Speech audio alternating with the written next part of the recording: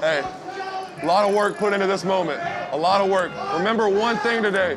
You're not alone. You got 10 dudes around you that are going to lay it on the line for you. Do the same for them. Dominate on 3, 1, 2, 3. Let's go. I'm crossing in the states. You know that I don't play.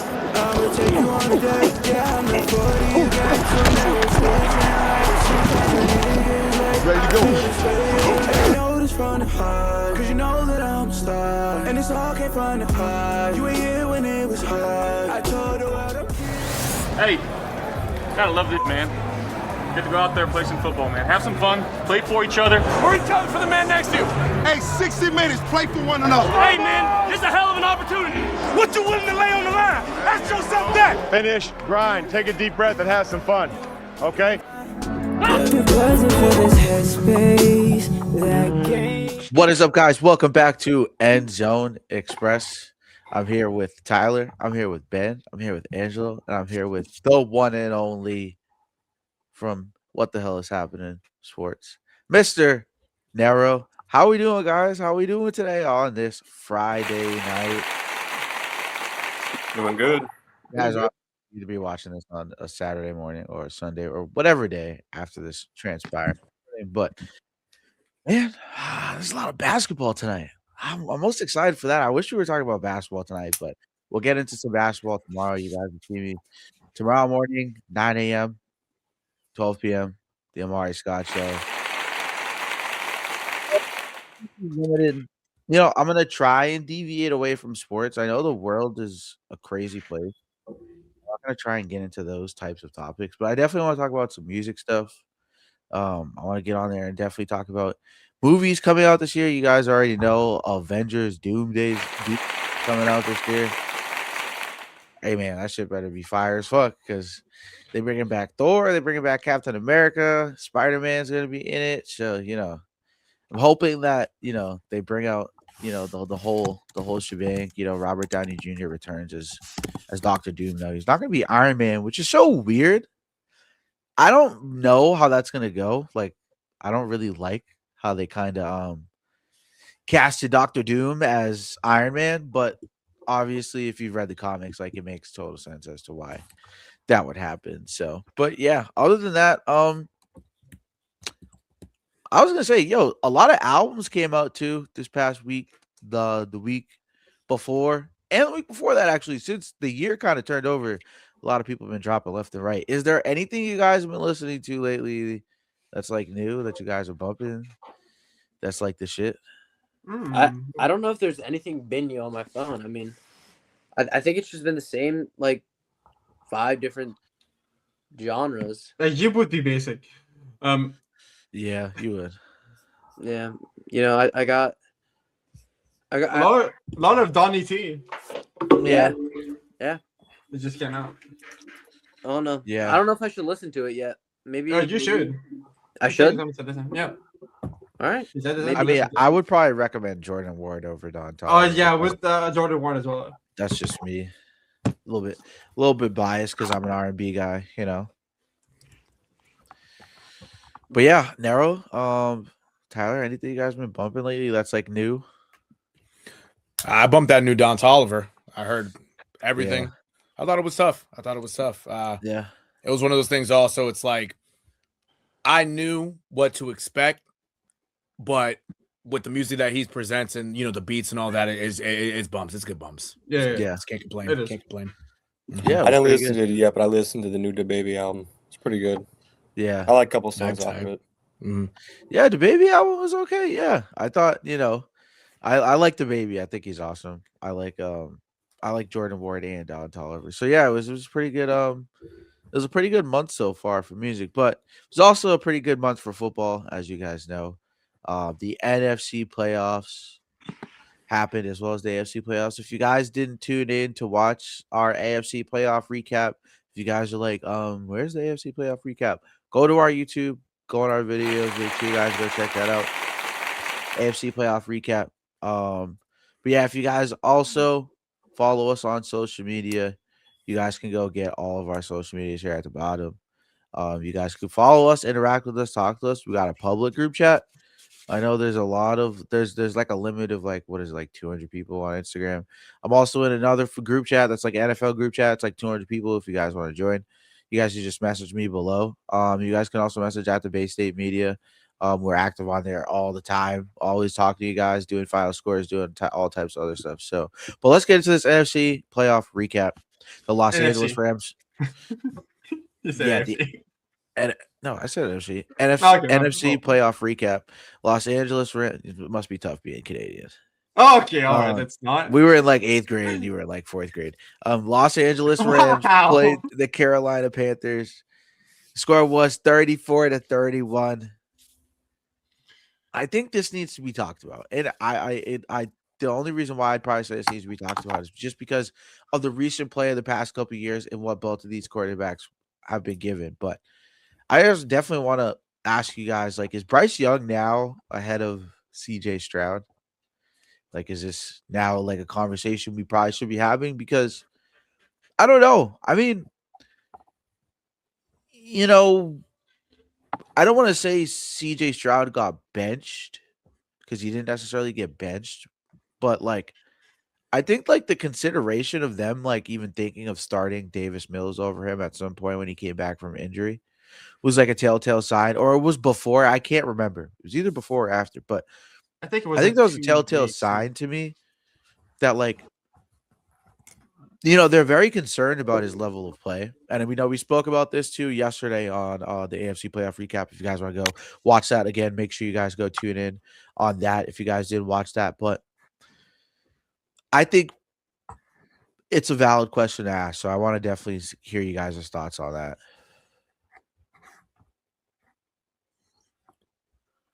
I would say I don't think he's ahead of him yet because, like I've said, at least I'll give CJ Stroud a little bit of credit because he's won 3 playoff games in his career. But again, it's always been the first one. It's always been the AFC wild card and nothing else. Bryce Young hasn't won one yet, but I will say in terms of actual play, I think this upcoming year is going to tell all. I think because it's going to be the 4th year for both of them. I believe Bryce Young is going to take the step forward. I think CJ Stroud's going to stay stagnant. I really wouldn't be surprised if Bryce Young is a real MVP candidate next year. Just by how the end of the season and how he looked in this playoff game. Naturally, he almost did it. He almost beat the Rams. You know, all it was is gave Matthew Stafford time to go down the field and throw the pass to I believe it was Parkinson and whatnot. If that didn't happen, Bryce Young would be a playoff winner and we would have moved on to the second round. So I think the level of play now is what matters, what happens in year 4. Because I really think Bryce Young is going to take another step, and I think Bryce Young might really surprise a lot of people this next year coming up. So that's all that matters. If he does well, I think he'll be ahead of him for sure. Yeah, I don't know if I'd say he's necessarily ahead of him. I'm kind of with Nero, but I think that this year CJ was definitely better, and I think next year is going to definitely determine, you know, who it's going to say a lot. And I honestly, I've not liked what I've seen out of Stroud's, you know, lately, these last couple of years, especially this year and the way it ended with the horrible playoff game. And I think that the Panthers are on the come up. And I think that the way how Bryce handled himself after he got benched, he never lost his composure. You know, he kept his head held high. It says a lot for a young guy to be able to do that. And I definitely think that CJ or Bryce could end up being the better of the two, which would have been crazy to say after, you know, how good CJ started. But CJ's just been on the decline, and Bryce Young, as of this past year, he's been on the uphill climb. So I don't know. That's about all I got to say. I have the same words. Stroud has been on the decline since after his rookie, and Bryce has been in like uphill since he got benched and came back. Like Bryce Young was this close to win a playoff game against like the Rams, who were like one of the best offenses this year. So like, that doesn't. I wouldn't say this like Bryce Young is ahead of CJ Stroud because like he needs more. Like Stroud is like still has 3 playoff wins, but it's not that far, and I wouldn't be surprised if it goes like if Young is like ahead of CJ Stroud like mid next season or some shit. Something. I'm probably gonna let it just sit one more season, maybe 2, just depending on how both teams are. Like, if the Panthers have a better record, but CJ Stroud is playing better than Bryce Young, like, I'm obviously gonna let it sit one more year after that season. Like, I'm going off the quarterback play alone. That I'm not going off team stuff, but if Bryce Young just completely fucking throws for 1,000 touchdowns with maybe 2 interceptions, I'll say that Bryce Young is going to be a better quarterback than CJ Stroud. But as of right now, I think CJ Stroud has that little bit of an advantage over Bryce Young. I mean, even though the Panthers had a losing record and still made the playoffs and almost beat the Rams, which were one of the best teams in football, I think right now they're probably going to be equal. Yeah, I don't know. I'm ready to take Bryce Young. I just think you look at it in totality and overall quarterback play. I just think also just supporting cast matters in these kinds of conversations too. I think he's done a lot with less. I mean, CJ Stroud's been where he's supposed to be because of the defense and because he has Nico Collins. He's had a good supporting cast. I get it. Tank Dell's been injured. A couple other guys been injured, but for the most part, you got to sit here and say, what Bryce Young has done and coming into this game against the Rams and, willing his team to, the playoffs over the Buccaneers who faltered. And, the Panthers had some quality wins this year. And, they beat some teams nobody thought that they would beat this year. And I think everybody expected the Panthers to miss the playoffs, based on their roster. So, I think right now I put Bryce Young over CJ Stroud, and I get it. Like Nero said, he is, CJ Stroud has 3 playoff games to his name, but, it's an interesting situation to look at this, how the situation has unfolded for the both of them. And Bryce Young, I get it. He got benched, but, ever since he got benched, like Ben said as well, you're just looking at the situation. And I think that it's time for us to start really looking at in totality who's better, because Bryce Young, his escapability, being able to use his feet, and CJ Stroud not really being too mobile. I also think CJ Stroud holds on to the ball a lot. Bryce Young is able to move out the pocket, move with his feet. He's able to pick up first downs with his feet. So I think that's a little bit of an advantage, and I'd rather have Bryce Young. So, but speaking of too good, another quarterback battle is the Chicago Bears played the Green Bay Packers. And now, as you guys know, we have Mr. Bears Wire in the building with us. So you know how that goes. I got a question for you, bro. And, some of us might have different takes on this one. This one might be a decent debate for those watching. Should the Packers have won this game?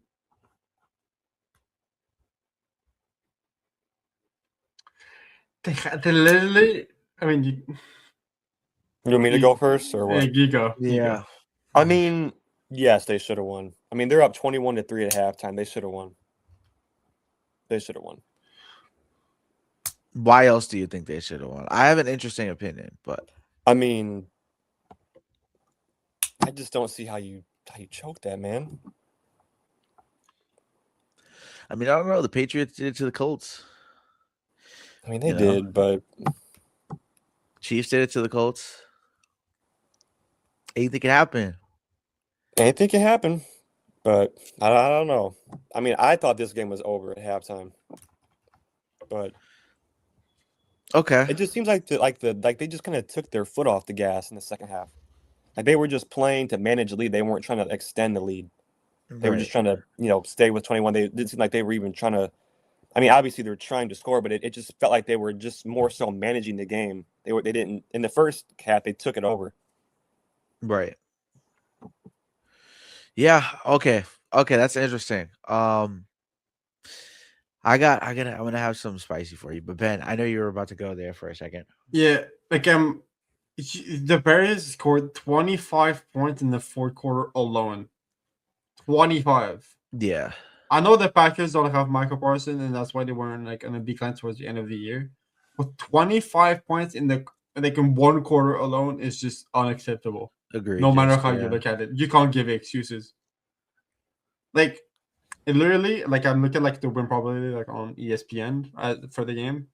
The highest it is 95.4%, and that's when the Packers scored the last touchdown, which is the Matthew Golden touchdown. Yeah. That's a 95.4%, and they just threw that away. 25 points in a quarter is unacceptable. You can't even justify it. No excuses. Absolutely. Mm-hmm. I'll be honest. I'm surprised Matt LaFleur still has a job. I literally got extended officially today. Yeah, I really would have thought he actually would have got fired after that game. I really would have. When the lead that you blow like that, that's inexcusable. That's really inexcusable. But it also kind of just shows you, really, look at how the Packers have been for, I want to say, at least the last 15 years. Look at the Packers when it comes to certain situations in the playoffs. You can never really count the Packers to win shit. You really can't. Like, you know that they'll get in the playoffs, but they really don't do anything. Like, they might have a win or two, maybe. They could get to a conference championship game, but you don't expect them to win a Super Bowl. You don't. And in this sequence right here, the epitome of losing Micah, it really, because I feel like if he was on the field, they wouldn't have blown that game. But the fact that Caleb Williams was able to do anything he wanted to, especially in the fourth quarter, man, that's a bad look. And I'm really even more surprised that Jeff Hafley's an NFL head coach now. That sequence right there is so inexcusable. It really is. The Packers, man, I really don't know what it is, but they can't capitalize for shit. They really can. And one more thing, speaking of blown leads, the Ravens did it twice in one game to the Pats. But yeah, that's about it. That was such an unnecessary trade. It was so fucking unnecessary. It was. To go on your point for like Fight back, nigga! Fight back, nigga! Fight back! Fight back! For like what you said about like 15 years, 2010 is the last time they won a Super Bowl. Right. Again, since then, lost lost wild card, lost NFC Championship, lost divisional, lost championship, didn't make the playoff, lost NFC championship, lost in the championship, lost in divisional, lost in wild card, lost in wild card. It's bad. Yes, indeed. Hell no, they should have won that game. Yeah, that's about it. Fuck the Packers. Fuck Green Bay. Tyler, I need the cheese shredder right now.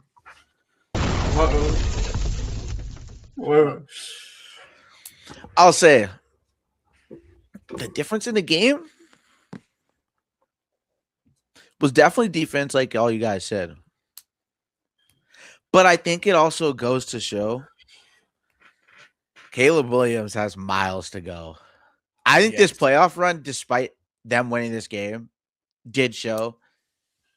Jordan Love showed there's levels to this shit.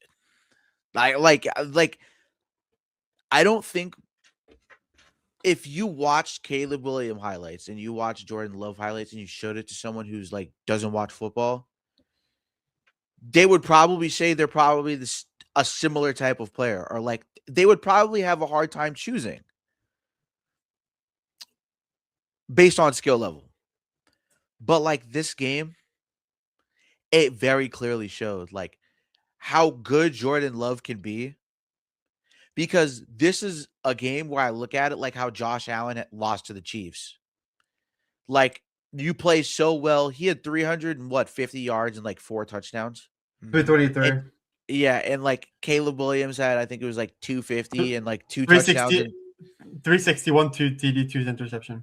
Yeah, and it's like, dude, I don't know, bro. It's just like, it's the interceptions for me. It's the turnovers. Like Caleb Williams is so talented, but what I think he does to a detriment, to a fault to his game is that he just be trying to make the most spectacular play sometimes. And I feel like Jordan Love, from what I was watching in separation between the two, in terms of why Caleb has miles to go, is because Jordan Love was just taking whatever was coming to him. Like whatever they gave him in front of his face, he was just taking it. And I feel like Jordan Love had that same issue that Caleb Williams had because, as you guys know, he played behind Aaron Rodgers. Jordan Love has a strong arm. He's 6'4". He's a big guy. He can use his legs just like Caleb can use his legs.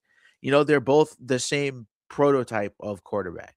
So I think that if anything, Caleb Williams should go back and watch Jordan Love's tape and should look on what to add, because I also think Jordan Love diagnoses the field a little bit faster than Caleb Williams. And obviously that comes with being more experienced. I get it. We're comparing obviously a second-year quarterback to a more experienced quarterback. But I think in terms of Caleb Williams' development, that game Jordan Love put on, masterclass. I just want to say I'm happy for both quarterbacks. Two black quarterbacks putting on. I love to see it. You know what I mean? So it was awesome to see that and see that showdown happen.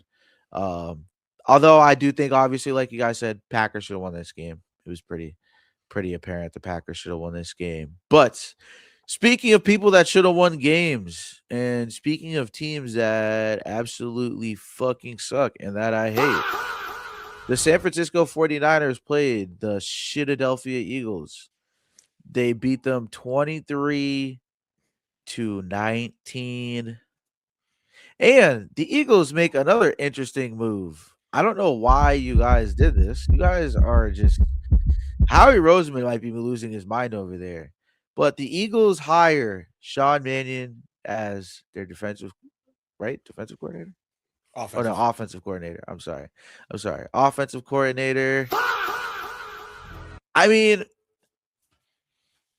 yeah, I got a lot of shit to say about this one, but I'll let you guys go because this is just I don't know what the Eagles are doing.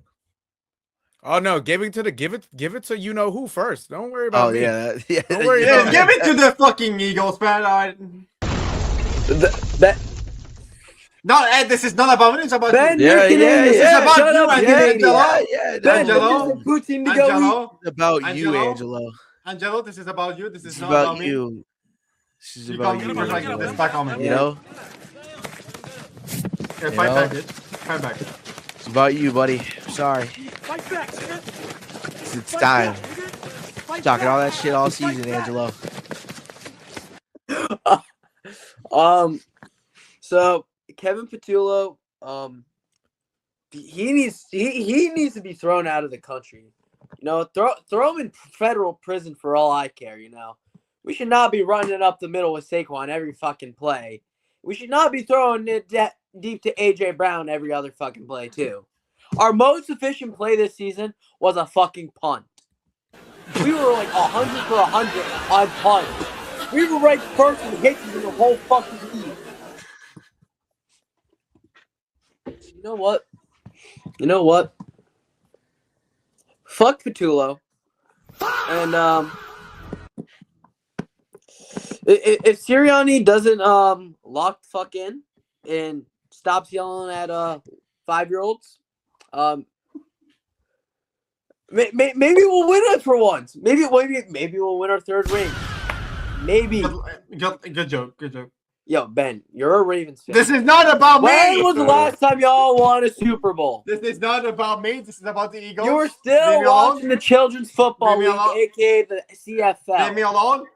This is not about me. This is about I don't the know. Eagles. The This is Montreal about you. Alouettes. The Montreal Alouettes might beat this version of the Eagles. Yo, Thank you. the Alouettes would get their Right. shit rocked. If Kevin Patullo's behind the helm, if Kevin Patullo's out there coaching that offense, the Alouettes might beat the Eagles. Yo, chill on me, bro. You feel me? They might. They just might. Switch it back to Nero at this point. They just might. Please do. Oh, Switch man. Please to do. Nero. Please do. Actually, man. please do. I can't deal with this harassment. You know what? Well, it's gonna continue. Nigga, they should have just let Big Dom run the plays. What the fuck? What the fuck, bro? I tell you, man, like, it's one of these things also that you look at the Eagles and you look at all these OCs for the past few years, you know, it switches every year, right? They can't hold on to OC because sometimes they get hired as a head coach or sometimes they shit the bed. Last year, for the most part, shit, it went well because that guy's a head coach now and he made Tyler Shuck look like one of them ones in a few starts. You feel me? If that guy was still the OC, y'all might have had a shot. But Kevin Patullo, I should have known Kevin Patullo was on some shit after week 1 with fucking the Cowboys and fucking how do you call it, the Eagles. Even that game right there, that didn't impress me. AJ Brown couldn't get a catch for shit. He didn't even get a target in the first half. You feel me? I should have known right then that this year the Eagles offense was going to be shit. Saquon Barkley, for the most part, he couldn't do nothing. Devontae Smith might have been really the only bright spot at receiver because A.J. Brown, 1 minute he's having a great game, the next minute he's crying like a bitch, respectfully. You know, as much as I want him in New England. Like a bitch and reading a book on the sideline. Exactly, and reading the book. Like, who the hell do you think he is, Dr. Seuss? Get the fuck out of here, little nigga. Come on, bro. Like, it's like the Eagles, like, all these Eagles fans now are so much worried. Oh, yeah, we got a couple Super Bowls. You got a couple Super Bowls. Nigga, I was there when Donovan McNabb wasn't winning shit. You feel me? I was there when Mike Vick had to replace Donovan McNabb, did some shit, and they still didn't do nothing. I was there for the Eagles having the dream team and finishing 8-8. So, like, when you look at this Eagles in general, you don't know what the fuck you're gonna get. You might get a Super Bowl, you might get a little playoff run, but what else? Come on, guys. You feel me? Like, man, fuck them Eagles, nigga. Chill me, bro. Chill fuck me. No, there's no chilling on you. No. Fuck that. Fuck that. That nigga no chilling on you. No, fuck that. Fuck that. Fuck that. Fuck that. One more thing. What the fuck is Sean Mannion gonna do? Honestly, what is a guy who just played quarterback 2 years ago, who started a couple games in the NFL, what the fuck is he gonna do? I know exactly what he's gonna do. You want to hear what he's gonna do? Shit. He's not doing shit. AJ Brown deep ball. AJ Brown's probably not gonna be on the team. Yeah, you're right. Let me rephrase that.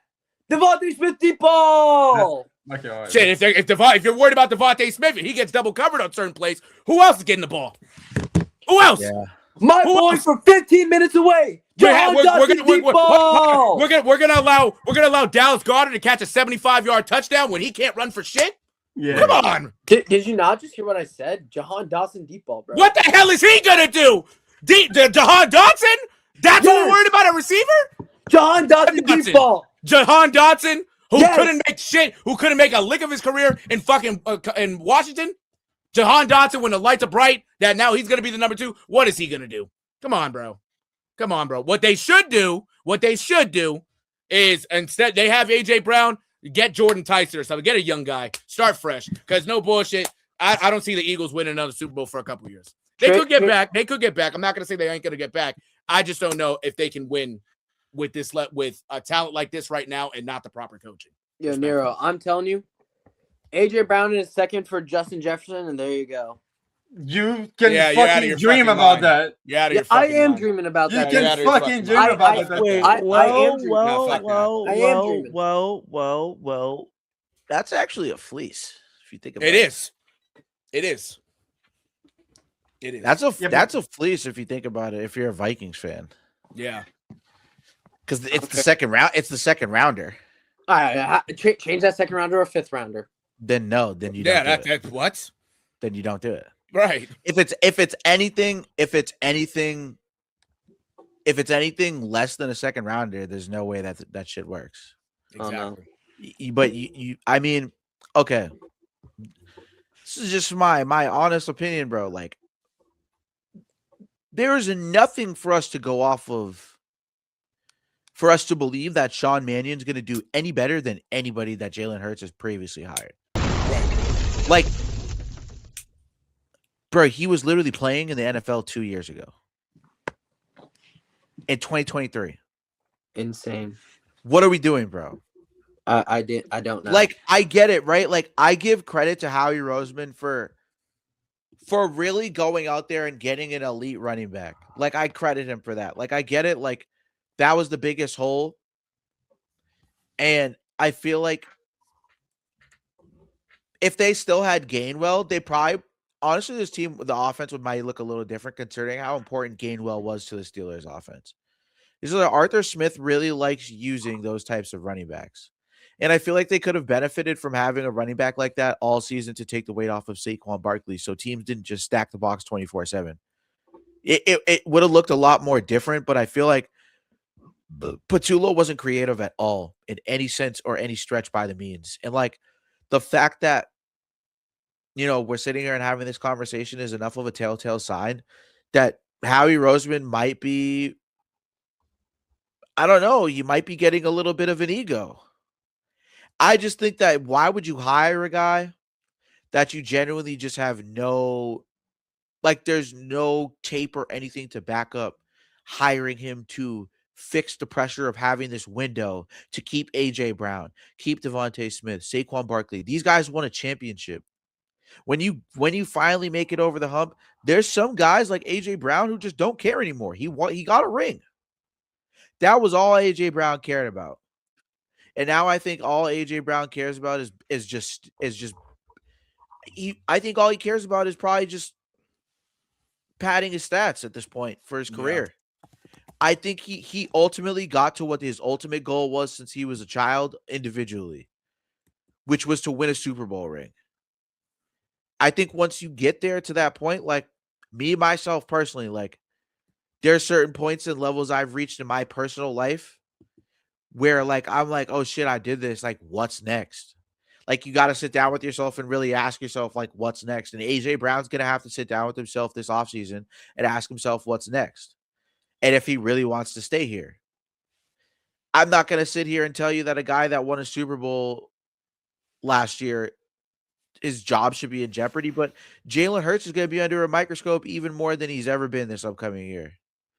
Because this year, you could say whatever you want about the total yards and everything else, but there's other stats that I would love to pull up for you guys if we had enough time, that could prove to you that Jalen Hurts, this was not one of his best years. Rushing, it's not. I will tell you off the top of my head, he definitely is down in terms of his best year and in terms of this past season. I think he's down like 200 rushing yards, or he's down like however many rushing yards it was to end the season from like his best rushing yard season. He's down in total yards from his best season. He's down in completion percentage. It's just like he's down in total completions. It's just like, I get it. Like he's had all these different coordinators, but it comes to a point where when it comes to coordinator and QB relationships, it's half and half. It's 50-50. I get it. Quarterback's going to have to make up for it and be able to make up for it for some time. But Jalen Hurts shouldn't be one of the most sacked quarterbacks when he's a running quarterback. It just shouldn't be a thing. It shouldn't be a thing. With that great offensive line, it shouldn't be a thing. And it goes to show, his pocket presence too, he's not the greatest. I mean, he gets to his first read, might get to his second, and then he's out of there. He's not even going to try and reset it to throw the ball down the field, which we have seen him do previously. I'm not saying we haven't seen Jalen Hurts do these things. We've seen him do these things. But it's just a matter of consistently can he do these things, and that's the question mark. And I think that the question mark should 100% be a question mark for us to go forward in the future. And we should fucking ask that question. And, I'd hate to sit here and have to say also that Nick Sirianni should 100% be under a microscope as well. That should 100% be a thing as well. He should 100% be under a microscope. So it was a disappointing season for the Eagles, and I just think overall, this should be a question too as well. Like, where do you guys think that like A.J. Brown lands next season? If he's anywhere but the Patriots. Honestly, I low-key might not even want him on the Pats. And it's not because of talent, it's because of attitude. Because if he's too worried about getting the fucking ball instead of winning the game, why try to do that to Drake May? You feel me? I also get that he would be paired with Vrabel, but at the same time, you're building a culture here in New England. Why try to mess up that culture with a guy like A.J. Brown, who how he looks now, he really kind of looks like that diva. He really looks like how Stephon Diggs looked in almost at Baltimore, in Buffalo a couple years back when there was really that friction. Yeah, but here's why I'd push back, though. I hate to cut you off, but here's why I'd push back, though. This is the same thing everybody said about Stephon Diggs, though, before he came to New England, right? This is the same thing they said about Stephon Diggs. Completely different person.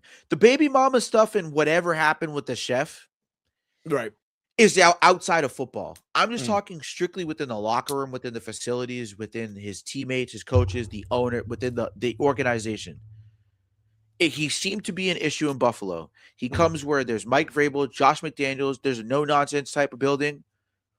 You know, he's coming off of a couple years in Houston where he was injured for a majority of it, I think. In my personal archive of my head, like I just remember him playing like I can't even remember how many games, but he had like 47 catches, 50, his lowest number of his career. So for me, like it was more so okay. He needed to change the scenery, but he wasn't a diva over there either. D'Amico Ryans don't play that either. So it's like the last time we saw Stephon Diggs do that was Buffalo. AJ Brown, Nick Sirianni is a player's coach. He's a little bit more friendly. Vrabes is a player's coach to a point, though. He doesn't let bullshit slide. And he's been there in Tennessee. AJ Brown's always wanted to be a Patriot. I think when you go to a situation you've always wanted to go to, and then you have the most accurate quarterback in the league at your disposal, I don't think there's going to be any problems. I think the Patriots are actually the best destination for him, Nero. It actually is the guy that it's the guy, if you guys don't win, whether you guys win or lose next Sunday, this is a guy who are automatically, you look at this Patriots team, especially if they win or lose, or well, if they win, honestly, more if they lose, you say the Seahawks are obviously the best team in the league. But if they win, you add AJ Brown in the offseason, and let's say you can get AJ Brown, let's say you trade, I don't know, like a first round pick. A first round pick, and I don't know, like somebody defensively, maybe. I don't know. Maybe they want to shore up the defense because you wouldn't trade Stephon Diggs when it makes sense. Right. Or maybe you trade, I don't know, you trade DeMario Douglas, Kayshon Boutte. Yeah, fact. That's what I was thinking. Right. Like you throw Kayshon Boutte in there, a guy who could stretch the field, basically do what AJ Brown's doing for Devontae Smith and the rest of the offense. Obviously, Kayshon Boutte is not AJ Brown, but you throw in that first rounder and it's like, okay, now if we can go get another potential AJ Brown if we need to, considering we all know who's coming up in the next draft next year. There's a couple guys. Right. But most notably Jeremiah Smith. And that's not to say whoever would be getting that first round pick, obviously the Patriots wouldn't be there to get him for that first round pick. But it's a pick they could use to either trade up to get there if they feel like they want to tank or do whatever, they could do that. But the only reason why I push back, is the whole point was I think AJ Brown, this would be the perfect situation for him where he's not going to be able to fuck off. Drake May was putting up 250 yards a game this year. You get AJ Brown, he's probably putting up 300 yards a game. Right. You know, we might see a historic season from Drake May if that might be the case. And then you look at that too, as well as if Drake May wins the MVP, you get AJ Brown, it solidifies that as a back-to-back award for him, probably. Right. So that's the only reason why I would say AJ Brown is probably the best situation. But no, for sure. Because and that's the thing. It's like I said, it's not talent. It's not the talent with him because in this offense right now, no, the talent would be great. You know, like, and you look at who the Patriots in terms of talent at receiver in the last 25 years, you think of Randy Moss, Josh Gordon, and AJ Brown. You could throw Brandon Cooks in there, but just those three that I mentioned in terms of physicality, that right there fits this system. And I do agree also, like, if AJ Brown came here, I think also because of the relationship he has with Vrabel, I think that in terms of attitude-wise, it would be a lot better because at least with Vrabel, if he senses something's wrong, he'll hey, AJ, come here. You feel me? Nick Sirianni's not doing that. He's letting AJ do whatever the fuck he wants because they're talking. If they're having conversations internally with each other, it's not going great. I wouldn't be surprised if AJ Brown's bitching him, respectfully. And because I don't see Nick Sirianni stepping to AJ Brown like Mike Vrabel would be able to step to him. Because if Mike Vrabel steps to him on some shit, if they're in there, it's out of love. There's no love right there between AJ Brown and Nick Sirianni. There's a lot more love between Mike Vrabel and AJ Brown from what they came from already. So if he's here in New England, I 100%, I'm with it. I just hope that even if there is some issues in terms of either not getting the ball or frustrations, you just hope that it'll be run water under the bridge real quick. Right. Mm-hmm. Absolutely. I think New England honestly would be the best in my opinion, but I wrote down a couple other ones. You guys want me to list them off? No, go ahead. Yeah. All right. So I think Denver would be a good spot. Mm-hmm. Oh shit! Yeah. Mm-hmm. I still think him with Josh Allen in Buffalo would be good. And in another spot, I don't want this to happen, but what do you guys think of him in Green Bay? No, 1,000% no. Don't ever bring that up again, Tyler. I mean, never. Ever bring that up. I hope that don't happen. I'm just saying, that would finally give them. I wouldn't want that to happen either. We both mutuals would not want that because he'll burn you every season, and then in the playoffs he'll burn our DBs like it's freaking. I don't know, like me making burgers, burning the patties on the grill. You do that? No. I will say this truthfully: if it's Green Bay, that means Matt Golden's probably going. That means the Eagles got to get Matt Golden, because if you're not getting Matt Golden as the Eagles, you fucked up in that trade already. He has to be the one to go. Or if it's not Matt Golden, it gotta be Romeo Doubs. And I only say Romeo Doubs because at least Romeo Doubs, you can count on him to at least play. You can't count on a guy like Christian Watson to actually play because you don't know. He's a walking stick. Because 1 minute he's doing well, he'll put up some numbers, but then he'll fuck up his ankle, he'll tear his AC. It'll be something with him. So it got to be somebody that is worthwhile for them to actually get. But especially Green Bay, I don't hate it. I like Denver a lot because at least if you add to Bo Nix, him and Cortland Sutton, that would be a nice duo. Absolutely. I have teams right here, like you said. I mean, like Tyler said, the Broncos, the Pats were mentioned. I also have the Bills and the Raiders. The Raiders? Ben, who would the Raiders? It's not me that has the Raiders listed. It's a website I'm on. It says teams that could be interested: Bills, Patriots, Broncos, Raiders. Yeah, but the Raiders would have to give us Max Crosby for crying out loud. No, he's not. AJ Brown is not that valuable. Relax. What? Yes, he is. Ben. Yeah, he is. You'd have to trade Max Crosby. I don't think they do that. Right. Why would they want to give up their best defensive player? Like, because they don't even have a quarterback. Like, I get if they're gonna pick Fernando Mendoza, sure. Just give the young kid a target to throw to for the first 4 or 5 years of his career. Mm-hmm. Like, if he doesn't care about winning, like this is where he's gonna land is gonna tell us if he cares about winning or not. Right. Like, if he wants to go, like, I wouldn't be shocked if he went back to the Titans either. Oh yeah. Just because if the Titans have $100 million in cap space, and if they spend that money wisely, that's a team that we could be looking. That's a team that we could be looking at. That we look at like kind of how we looked at the Panthers this year, like a team that could sneakily like be there at the end of the year to make it into the playoffs by scenario. Mm-hmm. You know what I mean? So it's kind of just like, I think the Titans is a possibility. I think the Pats is the best destination, but I also thought the Bills too. That was like my other option, just because it's like you want to give Josh Allen, right? You want to give Josh Allen a number one target, an elite bona fide guy. It's right there. You may as well. The window only gets so much smaller every single year, especially when you have a quarterback like Josh Allen who plays with his feet. He plays a physical style of football. That's only going to last for so long. Mm-hmm. It's not going to last forever. So they need to take the window, and they haven't been to a Super Bowl yet. So it's like if this is a move where the Bills GM and the front office wants to redeem themselves, you go down swinging. You don't go down playing conservative at this point, relying on Josh Allen to play Superman every single year.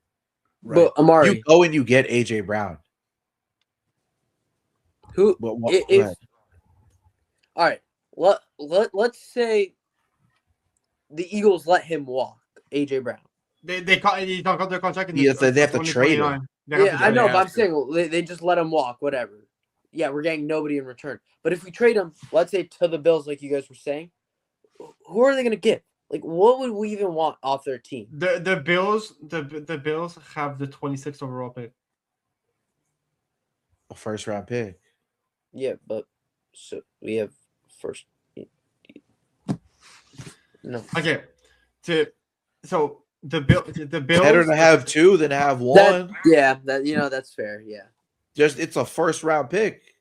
We're not talking about a third rounder, a fourth rounder. It's a first round pick.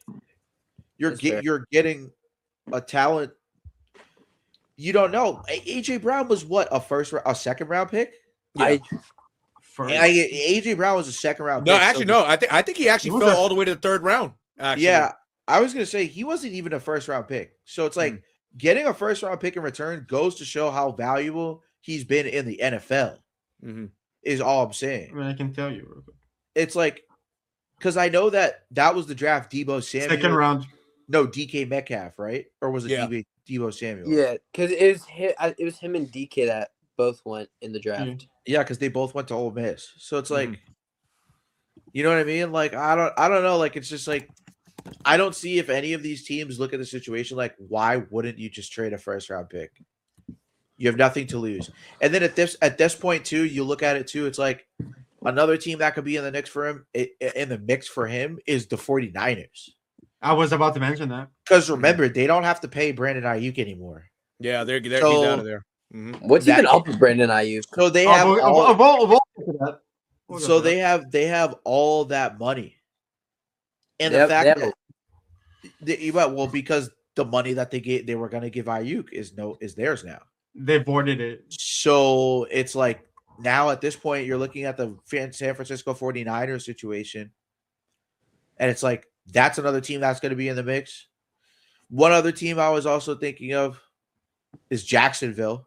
The Jaguars did not happen first.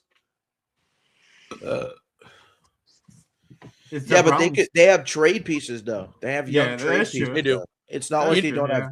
You don't need the thing is you don't need a first round pick to get AJ Brown. No, that's the thing. That's true. You don't. This is just hypothetically what just off rip like a starting point. Like realistically, like if you were to try and go the cheapest route, you would go second round pick and a young player. Right. But if you were to go the proven player route, I think if you were to go I lied. If you were to go second round pick, then you would go proven player. If you were to go first round pick, you would probably go young player on top of that. Right. Yeah. Just because you get the first round pick, it's like, okay, you're getting a guy that could potentially help immediately right away. And then the other young guy is a guy that like a Jordan Addison or something. You know, a guy who's been a wide receiver number 2, probably put up 1,000-yard season, but just hasn't been able to get the right amount of touches. I'm not saying that Jordan Addison is fucking AJ Brown, but you put Jordan Addison with Devontae Smith, it might look not similar, but it's going to look somewhat to a point of what AJ Brown and Devontae Smith look like. Right. At least that's how I'd feel about it. But yeah, I mean, honestly, I was gonna say one more spot, but it probably won't happen because they already gave up a lot of picks at the deadline.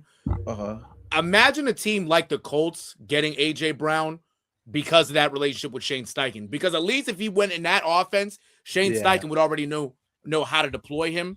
It won't happen though because of this last deadline, you already gave up 2 first-round picks for fucking Sauce Gardner. Yeah, so it's like it won't happen. But that would have been a nice spot too. And probably to give up somebody, maybe you end up giving up. You already gave up Mitchell in the Jets trade. You could probably end up giving up maybe Michael Pittman maybe a Michael Pittman. You're a second round pick. And a second, yeah, facts. If they're willing to trade somebody, they could just trade away a second round pick. I think that would be the best option for the Colts. I like that you brought them up because that's a team that, if they have the second round pick, like they feel like next year. I mean, Daniel Jones is not going to play next year. Right, exactly. That's the thing. Right, yeah. So you're getting a full season of. We don't know. Well, I mean, Riley Leonard didn't look that bad when he actually played that last game. Yeah, he didn't, but they're going to draft a quarterback. Unless Probably.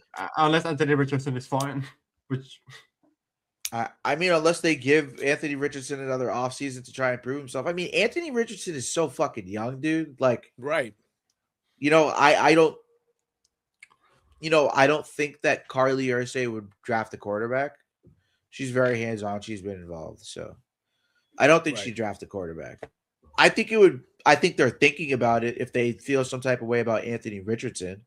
Mm-hmm. But I think if you don't feel some type of way about Anthony Richardson, yeah, you keep him. Like, I mean, I don't know. He's so young, or you trade him to trade up. Trade him somewhere where maybe they're like, okay, we believe in him, or put him in a quarterback battle situation, get a pick off of a team. Because remember, wasn't he like a 4th overall pick? Yeah, it's pretty high. Yeah. And we saw like when he first got it, like he was making some crazy ass plays. His problem was he was doing that RG3 shit. Yeah. Yeah, that's the issue. Yeah, fourth overall pick in 2022. Honestly, yeah, he fucked up his shoulder and he's never been the same since. Yeah, he's doing that RG3 shit. Wouldn't go down because he's big. He's not small. He's like what 6'3", 2 something. Richardson is 6'4", 244. Yeah, like he's huge. Like, so it's like I get it, but it's like Josh Allen doesn't always lower his shoulder. He gets out of bounds. Like, you know what I mean? Fucking. I'm trying to think of who. I mean, Josh Allen's honestly really the only like big. Trevor Lawrence too. He's big. Trevor Lawrence is big. He's 6'4". He gets out of bounds a lot. But yeah, Anthony Richardson had to deal with that a lot. But yeah, no. So, I mean. Next game, I mean, not much to say about this one. This is, there will be a similar question like this one for this one, but the Seattle Seahawks beat the San Francisco 49ers. I mean, this was a blowout. I mean, you guys watched the game or you guys watched it. This is a blowout. Not really much to say. I mean, the 49ers were banged up. No George Kittle, about as much as probably anybody expected going into this game. I think my dumbass picked the 49ers by accident, not knowing that George Kittle was out when we did our predictions, which you guys will be able to see who got. We're gonna see at the end here because I think my math is fucked up or somebody's math is fucked up. I can't remember. I have not done mine. Yeah, okay, so your math is fucked up. Yeah, look at this fucking Canadian. Yeah, your math is fucked up. Fuck that's why. Damn. Yeah. Damn, that Canadian education don't be helping you at all, I guess. You shut your whore mouth. Oh, wow. Oh shit. Wow. Yeah. Telling a minor this. What have we become here? Like bullying children? Bro's got a new girlfriend. Dare you, Ben? Got a new girlfriend every week. I do not anymore. I told you. Anymore. I like how you slipped the anymore in there, though. I highly doubt he had a girlfriend every other But no, I yeah, did. anyways. I did. I guess Amari, you did. Wait. No, mine is right. No, you picked the Seahawks. You good? Okay. What do the 49ers need to get over the hump real quick? Just to give revisionist history, like you lose a whole new team. You lose to the Super Bowl, you're an Eagles fan. You lose to the Super Bowl to the Ravens, you have Colin Kaepernick. Colin Kaepernick decided he wants to take a knee in front of a bunch of old white men, thinking that was going to work, but it was never going to work. And then NFC Championship game, you lose. NFC Championship game, you lose again. Then you lose in a divisional round. From what I can remember, they lost in a divisional round. Then you lose again now here in the divisional round.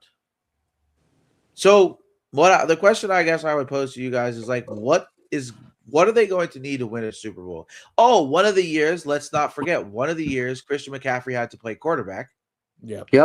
That was against my Eagles. And so Cooked. The Eagles got a free walk to the Super Bowl, and you guys would have lost that game if he didn't have to play quarterback. Just saying. No, So, we still would have won. oh yeah, you guys definitely would have We lost. still would have won. But I think personally, what they need is just another edge rusher to pair with Bosa, because Nick Bosa has been good. Like, he's been great.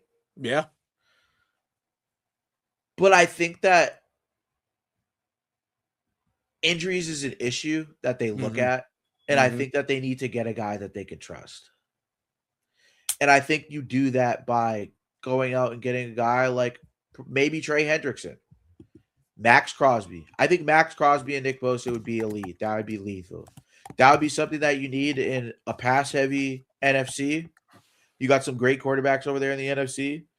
And you just look at that situation, and I just think that with the emergence of Jordan Love and Caleb Williams this season and a couple other guys, and, having Brock Purdy, who's been an elite guy as well. Well, a great quarterback. I shouldn't say elite, but he's been a great quarterback for you guys so far.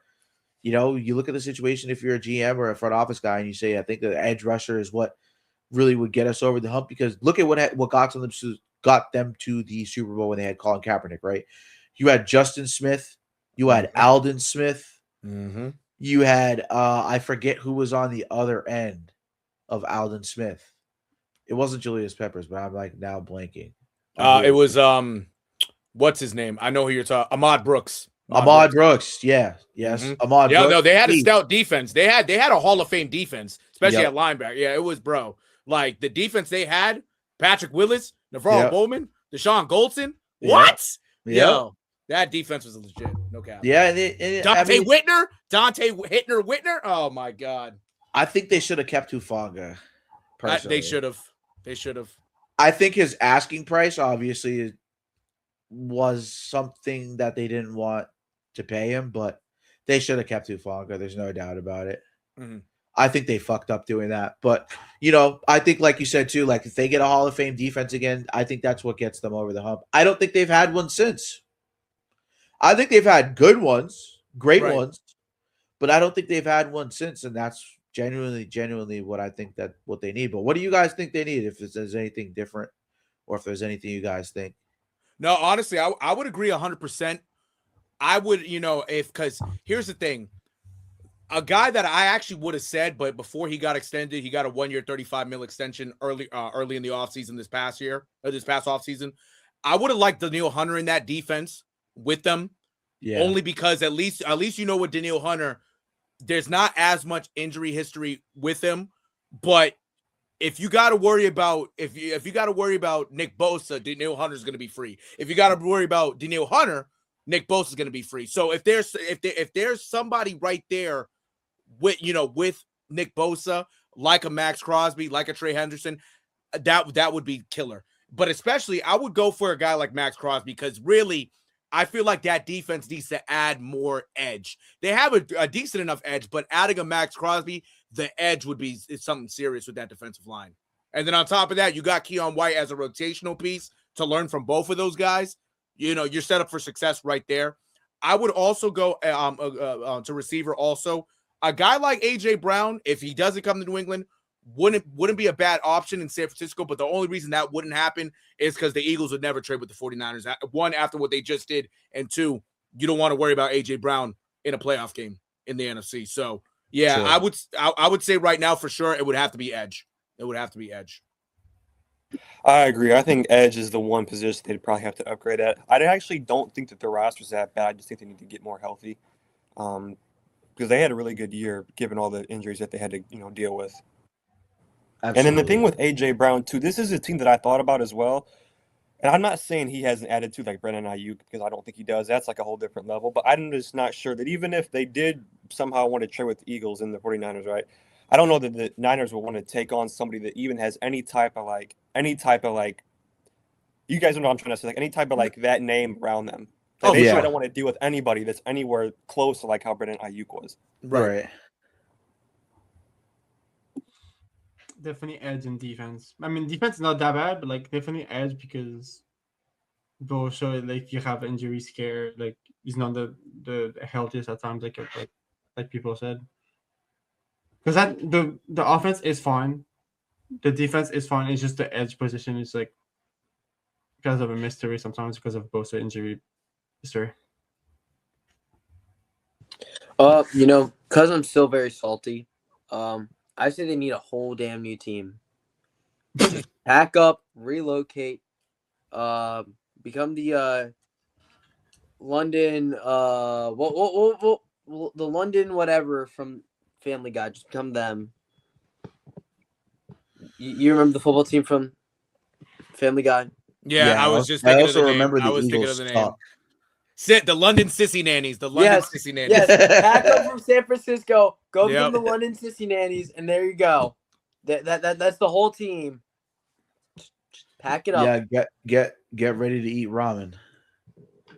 So That's all their contracts will be able to afford. Ramen. Get ready to eat ramen. But another guy that I guess we could say is another question mark. Where will Brandon Ayuk go this offseason? I honestly didn't really think about this one too much, but if there is a team that would probably have some interest, it would probably be the Titans, honestly. Thank you. Yeah, that's what I was thinking of immediately. No cap. Because he's young, Mhm. you give him a target. They already have Calvin Ridley, and Calvin Ridley hasn't really been the answer. But Calvin Ridley might regress due to the fact that he tore his ACL. So, or is it kill? I can't remember. Tore something. But I know that Calvin Ridley hasn't really been the answer. And if the Titans front office is going to do their due diligence, the team that I would pick is the Titans. But obviously, now you do too. But no, yeah, definitely. I mean, that's the thing. Also, like where the Titans are now, you need anybody. Yeah. You need anybody on that fucking team. I tell you, like that organization right now is so dysfunctional that I feel if you throw money at whoever, they're not going there because they want to go there. No, they're gonna say, "Oh yeah, I got my money. All right, yeah, I'll waste a couple years over here. Fuck it, I don't give a fuck about winning. I got my money. I'm set." That's what they need right now. If Brandon Ayuk is willing to go over there, if they just throw him some money, he'll go over there. I mean, shit. Besides the Titans, I don't know who else would really want him. And it's because of the attitude. Like that whole sequence of the offseason before they got the contract and then what he did on the field, he didn't do shit. He dropped a wide open touchdown week 1 last year against the Jets. And from right there, I already knew. I'm like, yeah, he ain't doing shit. And I had him on fantasy. I'm like, he ain't doing shit. So yeah, no, literally. It's like, yeah, no, if you could put him on the Titans, man, shit, he could he get 1,000 yards on the Titans? No, he could with a guy like Cam Ward and Brian DeBoer running the offense. Yeah. I think so. But in the terms of actual winning, I don't know if he'll get a lot of winning out of that, but he'll get some money. He'll get some money and some targets. So yeah. I don't know if this team would want to get him because of, like you guys said, with the attitude issues. But the Commanders, I think, would be at least for fit because I think Deebo Samuel is entering free agency now. Yeah, I think so. Yeah. So I mean, outside of Terry, I don't know who else they would really have a receiver, but that's just for fit. I don't know, like you said, I don't even know if they would want to take on him because of the attitude. Another team I thought about was maybe Pittsburgh. Now that Mike Tomlin's gone, because Mike Tomlin definitely wouldn't deal with that. But I don't even know if Mike McCarthy would because I have DK. I had 5 teams. I'm looking at an article. Commanders and Steelers are both on that list. The Commanders, it's mentioned that Jaden Daniels and Ayuk played together at Arizona State. So there's a connection there. And also they have Zach Ertz entering free agency as well, even though he's injured. Yeah, he's aging too. Yeah, he might retire. Yeah, he's aging. He might retire. Yeah. The Steelers, they had a deal in place to acquire him during like his contractual standoff in 24 off season. So there's something there, like this interest is there. Right. I thought like there's the Chargers only because like the Mike McDaniel's the new offensive coordinator. Like he's worked with them, like he's worked with him like for the 2 years he was in San Francisco. I don't necessarily agree.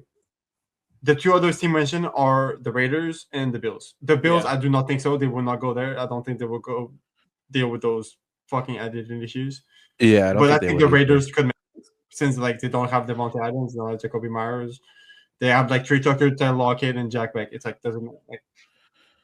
No, right. They got a whole Right. lot of inexperienced guys right there. Now, that's a fact. But that's the thing also, like, the Raiders wouldn't be bad either, but you also got to remember now, does Tom Brady want to really deal with him? Because if there's any issues, Right. it's going to go up to Tom Brady. It's going Right. to go up to Tom Brady to try to salvage some shit. So I don't know if Tom Brady is going to be willing to actually want to deal with this guy if there were to be an issue. Right. But the Raiders don't seem like a bad spot. Again, you would have to throw money at him at the moment. But if you have a guy like that on the team and he can kind of get back to his second team All-Pro tendencies from a couple years ago, that'll work fine. But the thing also is if you get him there and you have Fernando Mendoza, how do you want this guy to approach it? Because if he gets frustrated, he goes up to Tom Brady and there's issues with him and Fernando Mendoza, you don't want that shit for a young kid like that. So Yeah. it's so many factors that goes into this business. And Ayuk is also from Nevada, so there's yeah. So that's right. So I mean, he'll be back home. He'll be back home. So yeah, that wouldn't be a bad spot. He just has to shut the fuck up and play respectfully. Truthfully, that's what it comes down to. The Raiders have $82.4 million in cap space for the 2026 offseason, the second most league-wide. So they absolutely can throw money at him. Yeah, you can. You can throw some money at him for real. But that's the thing. They're not going to throw $100 million at him like the Absolutely not. 49ers did. Yeah, that's the only thing that they're not going to do, and they can. They ain't got that money. So yeah, right. Yeah. He could realistically get a 1-year prove it deal and see what's up. That's probably what's going to happen in 1 or 2 years. Yeah. That's a good point you made because I was actually thinking the same thing. Like he's gonna take a significant pay cut. Like it's not gonna. No one's gonna pay him the money that the 49ers just paid him. Oh, big time. It's not gonna happen. No, literally, he's never gonna get $100 million ever again. He's not. And then he Especially just it doesn't matter whether he has 2,000 yards or 3,000 yards. Like and the shit he just did the other day. Like, well, not the other day, but like a month ago, maybe 2 months ago, with him speeding, like he's a fucking idiot. Right. Speeding by the stadium going 100 plus like a fucking dumbass. Yeah. What an idiot, bro. But, I just don't get why athletes do that shit, bro. Like they have making all these millions of dollars, and it's just like, why, bro? Like, why? They get money. It's the fame that gets to their Some of head. them haven't had like someone just to like tell, like, and even if they do, it's dude, you're so young and you think you're invincible. Like, trust me, like it's a different type of feeling being that young, being able to do that type of thing. Right. I definitely understand like how it is to like be young and have certain things at like your disposal that like other people just like don't have at your disposal. And you make some fucked up decisions. It happens, bro. So it happens. It's part of growing, you know. But I also think like a lot of these athletes that make stupid mistakes and do it over and over again, that's one thing. It's like this probably wasn't his first time doing that. You probably shouldn't have either been recording yourself either. And how did anybody even get that video? I don't know. You're probably sending it on Snapchat to somebody like a fucking retard, or what did he post it on his story? I thought he posted it on his story. Yeah. Yeah, That's what I thought too. Even dumber. Like record yourself committing a crime. Yeah, Nice. no, that's. But me personally, I have 3 places where I think he could go. Just like we said earlier, the Raiders, but then I also threw in the Jets and the Browns. Listen, I mean, the Browns do need yo, a wide honestly, that's probably the most realistic one that anyone gave. Just because all those teams need something at wide receiver. Yeah, something. But the Jets have Garrett Wilson, and that's like literally. Oh yeah. You're right. Yeah. But wait, he was out. You're right. Yeah. That's right. But even having Garrett Wilson at a wide receiver too, and pairing him up with Brandon Ayuk, that would be so. I would put Ayuk at 2 though, not really. Yeah. Oh yeah. Of course. I would put Ayuk at 2. Right. I don't know. I would probably like flip them around through training camp and see which one does better at wide receiver 1 and wide receiver 2. You know what I mean? Like, I mean, well, yeah. Well, but it also really doesn't matter. See, that's the thing also with wide receiver 1 and wide receiver 2. It really don't matter. It really don't matter if you're the 1 or the 2. You got to get the fuck open. That's it. That's all your job is. Just get open. Whoever's open is gonna get the ball. Now, if you have what's the word I want to say? If you are a talented player and you're not open, you're gonna find a way to get open, or you're gonna get the ball thrown up to you regardless. But all it really is whoever that quarterback is gonna favor definitely depends on the matchups. Because that's why I also say like in New England, Randy Moss is the number 1 and Wes Welker was the number 2 because it's Randy Moss and Wes Welker. You feel me? You're not gonna you just know that the first wide receiver you're gonna think of is Randy Moss. You're not gonna think of Wes Welker as the first because you got Randy Moss. Now when Randy Moss left, Wes Welker was the number 1 guy. You know what I'm saying? Like that's who you knew. But position wise, it really don't matter. All it really matters is who's gonna get open. Because if you put both of them together, they're both going to get the same amount of targets for the most part if they have a good QB. Right. But I just feel as though, like, if he were to go to a place like New York, it might be tough because that field is so fucked up, he might get hurt again. That's why I wouldn't want him to go to the Jets, respectfully. Yeah. Yeah, I get that. But I feel like the Browns would probably be the most reasonable. Just because you have, like, a bunch, like, you have, like, 2 young quarterbacks. You'll test them out, be like, all right, who's a better quarterback with Ayuk? Who pairs up better? Who, like, you know what I mean? Like, just go through the motions, throw them here, throw them there, and just because Shador just made the Pro Bowl. I don't know how the hell he did that, but he somehow did that. But the Pro Bowl is a propriety contest. Hey, Ben, wait your turn. Thank you. Oh shit, nigga. What's it called? But I was just responding to your question. All right, go on. No, Ben. I know. I'm joshing with you. Chill on me, please. Thank you.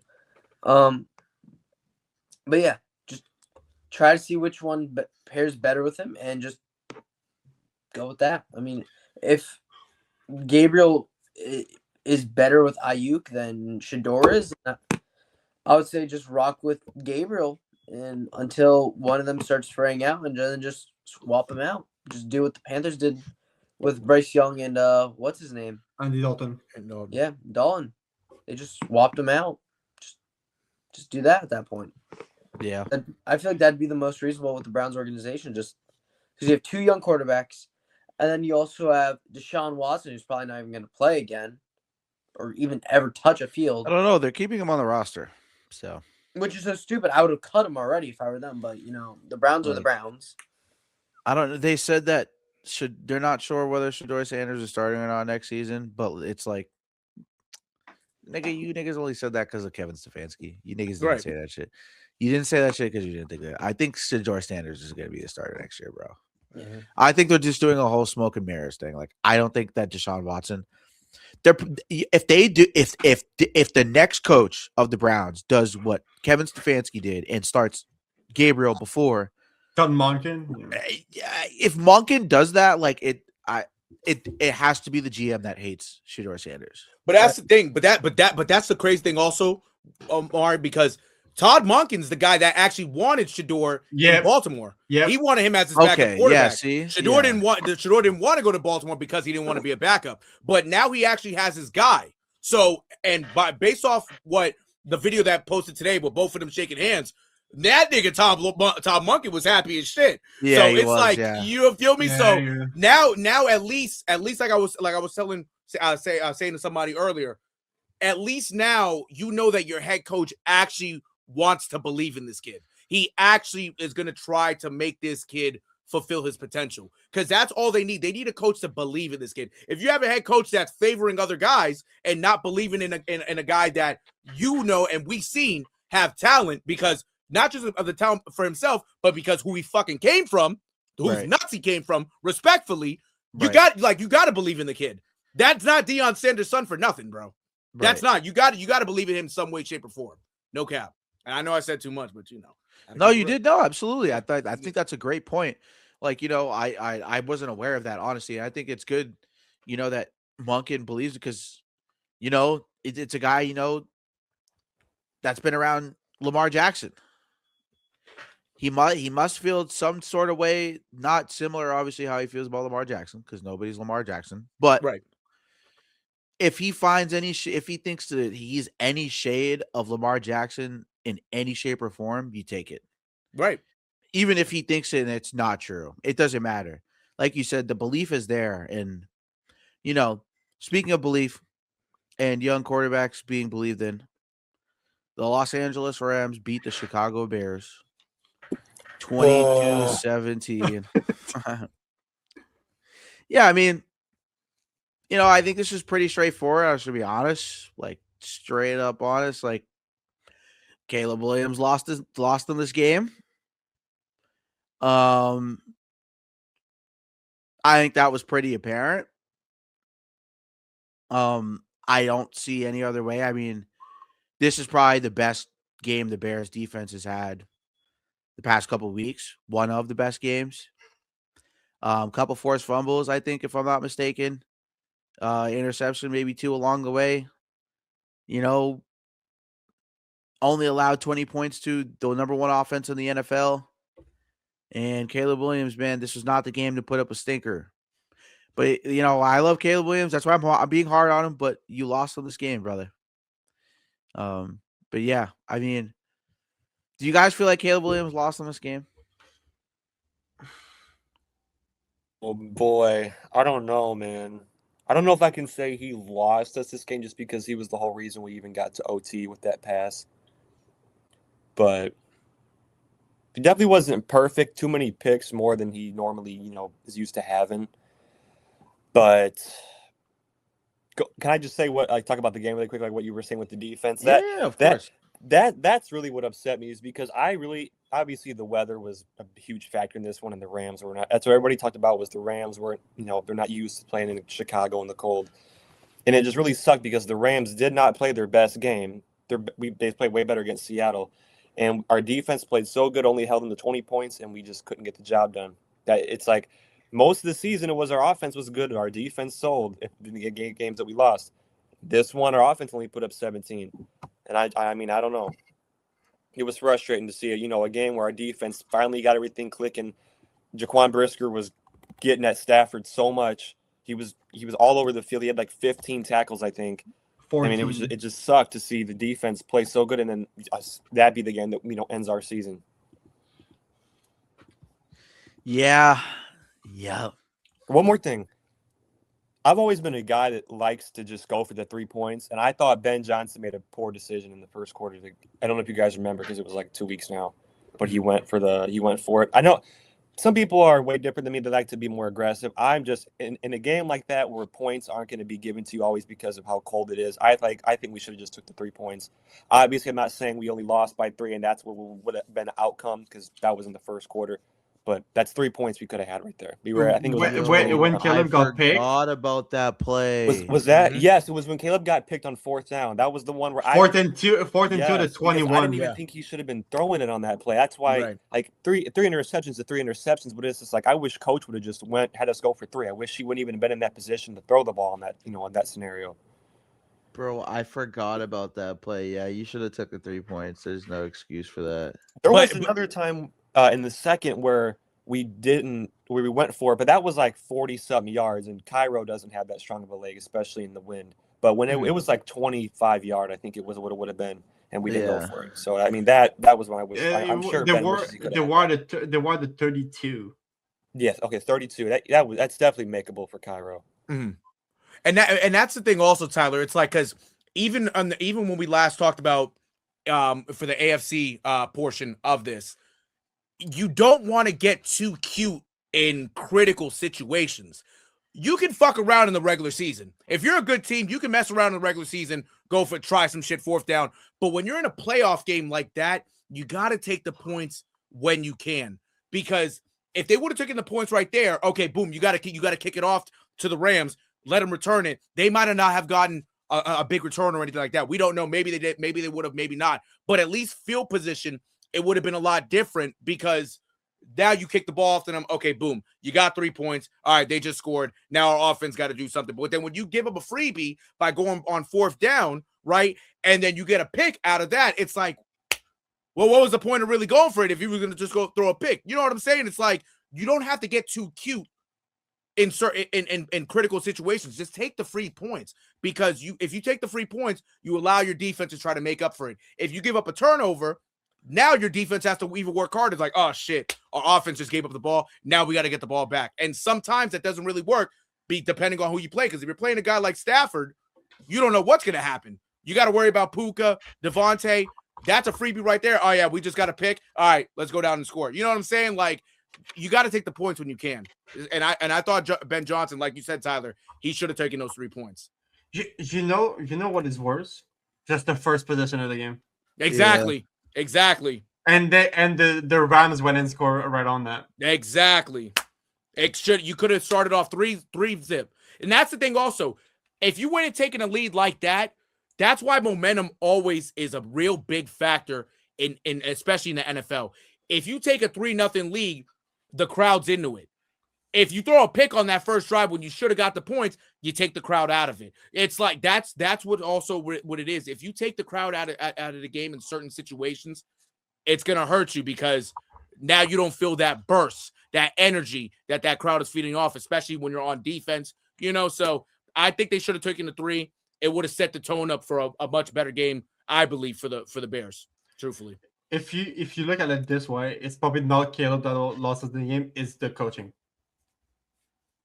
If you look at it this way, with the going on 4th down twice, once getting picked. Right. If you look at it this way, it's definitely the coaching decisions. I can't say that because I gotta stay consistent. I gotta start holding these quarterbacks accountable, bro. No, you can't I know sit that. Here when it's a 3-point game and the guy had 3 turnovers. Yeah, I know. I'm just saying. I'm just saying this perspective, like to the 4th down and stuff. We can't say one play, a couple plays was. I understand that it didn't help. I get what you guys are saying, but respectfully, I disagree. I think that when you have 3 turnovers in a 3-point game like this, and it gets to overtime, there has to be the blame has to be shifted. And I understand it. Like what I really like what Nero said is the getting too cute part. That was really the part that stuck with me out of both of you guys' points, because like you said, you take the 3 points, and like Tyler said too, also, which was a good point, you don't take the 3 points because in hindsight you lost by 3 points. You take the 3 points because all season you've been taking those 3 points. You have all season. Right. You have all playoffs. Why now in this game against the Rams, who the Rams have been, as you can see, we'll get to it soon, which is the next game at hand, but the last game before we get out of here. But like the Rams haven't been good on defense either way the past 5 to 6 weeks. If you're including the playoffs, make it maybe 7 weeks. They haven't been that good. So it's like, why would you even think in that situation you would need to do that against a team that hasn't been at their best, truest form the past 5 to 6 weeks or 5 to 7 weeks? It was a head scratching decision. I get it, but Caleb Williams didn't do them any favors. I understand he made that pass to send them into OT, but ultimately, if Caleb Williams doesn't turn the ball over 3 times, the Bears win this game. I think they win this game. The Los Angeles Rams had probably met their match. This is why I said the Bears could have gone all the way. No one was willing to jump to agree with me when we had the clip. You guys want to go see the clip? Go look at the Bay State Media. We're all on there, on the clip, and I said it like I think the Bears could have gone to the Super Bowl, and this would have been perfect for them to go to the Super Bowl. And this is what I also said last week or the week before. It would have been awesome to see Drake May go up against Caleb Williams to really see who was like the best quarterback out of that draft class, because it was clear cut Jaden Daniels. And like I had said going into the playoffs, I was ready to take Jaden Daniels, but Drake May just keeps winning football games. Now Drake May is at the point where he's gone to a Super Bowl, and now he's above Jaden Daniels. Drake May is honestly the number 1 quarterback out that draft class right now. He's had the least amount of talent. He's gone to a Super Bowl first. It's the honest truth. And, I think Caleb Williams losing in this game is tough because I think talent-wise, we sit here and we can say Caleb Williams is probably the best talent, just straight talent. But He's probably third right now. He might be fourth. Just because of the fact that Knicks has now gone to an AFC Championship game. Right. Drake May has now gone to a Super Bowl and an AFC Championship game. Jaden Daniels has now gone to an NFC Championship game. And Caleb Williams has gone to a divisional game. And I'd say out of any of these guys this year, the one who had the most amount of talent was Caleb Williams. And the coach catered to his play style the best. You could probably say it's a toss-up between Caleb Williams and Drake May simply because Drake May has Josh McDaniels. Right. But in terms of we're looking at it objectively, like Caleb Williams probably should have been the guy out of all these guys to go to the Super Bowl this year. Washington Commanders couldn't stay healthy. The Denver Broncos offense was underwhelming at a lot of times during this season. Mm-hmm. The defense was really the reason why they got to where they got to. Mm-hmm. And then you look at fucking Drake May. I mean, he overachieved by a mile, but you got him a number one wide receiver or a guy who has been a number one wide receiver in the past. If you don't consider him a wide receiver number one right now, but it's a sad situation to see this, and that's the other question I'd ask you guys is what do the Bears need to do this offseason to get back? Because I think this would have been the best chance, but looking at it now, teams are going to get better next year. The Lions, I'm sure there's a bad sour taste in their mouth. I'm sure the Bears aren't going to have it as easy as they probably would have had it this year. And the only reason why I say easy is because you didn't have to fight the Bucs and you didn't have to fight the Lions. You didn't really have to fight with them. And then to a majority of the point, you didn't have to fight the Packers towards the end of the year either because the Packers were banged up. Right. So it might not be that easy for y'all next year. But what do the Bears need to do this offseason to get back? I've been saying this to everybody all season long. I think our biggest weakness is that we don't have a game wrecker on defense. And I Thank think we you. go get an Yes. edge rusher. Yes. I think you do. It's just when it's your corner, it's an issue. Yeah. Jalen Johnson can't be like the game wrecker, Yeah, and he was hurt a lot this year. He wasn't 100%. Yeah. So, but I think, and I don't think we need to. We had like the 25th pick this year. We haven't drafted this low in forever. So, I don't think it's realistic for us to even draft like an edge rusher this year and then instantly think that because if we're going to have Super Bowl expectations next season, right? If we think we can get even further next year, I don't think it's realistic for us to go and draft a guy at 25 or wherever we pick late in the draft and expect him to make an immediate impact like a guy like Max Crosby. I think we need to go and make an actual splash trade and go get a guy like Max Crosby. I think we do. And they may want a guy like DJ Moore because they're weak at receiver. I would be fine giving up him and maybe 2 first-round picks to get Max Crosby. I agree 100%. 2 first-round picks? They only want 1. That's fine. But, I don't know. I feel like they may want 2. I don't know. Mm-hmm. I say first and a second. I say you go 1 and try and trade 2 aging players. I think the Bears have some like DJ Moore's not the only aging player on that roster. Right. I think you try and go full faith into Roma Dunze and Burden next year. Mm-hmm. With Loveland. I think you go full faith in Cole Kmet, DJ Moore, and a first-round pick.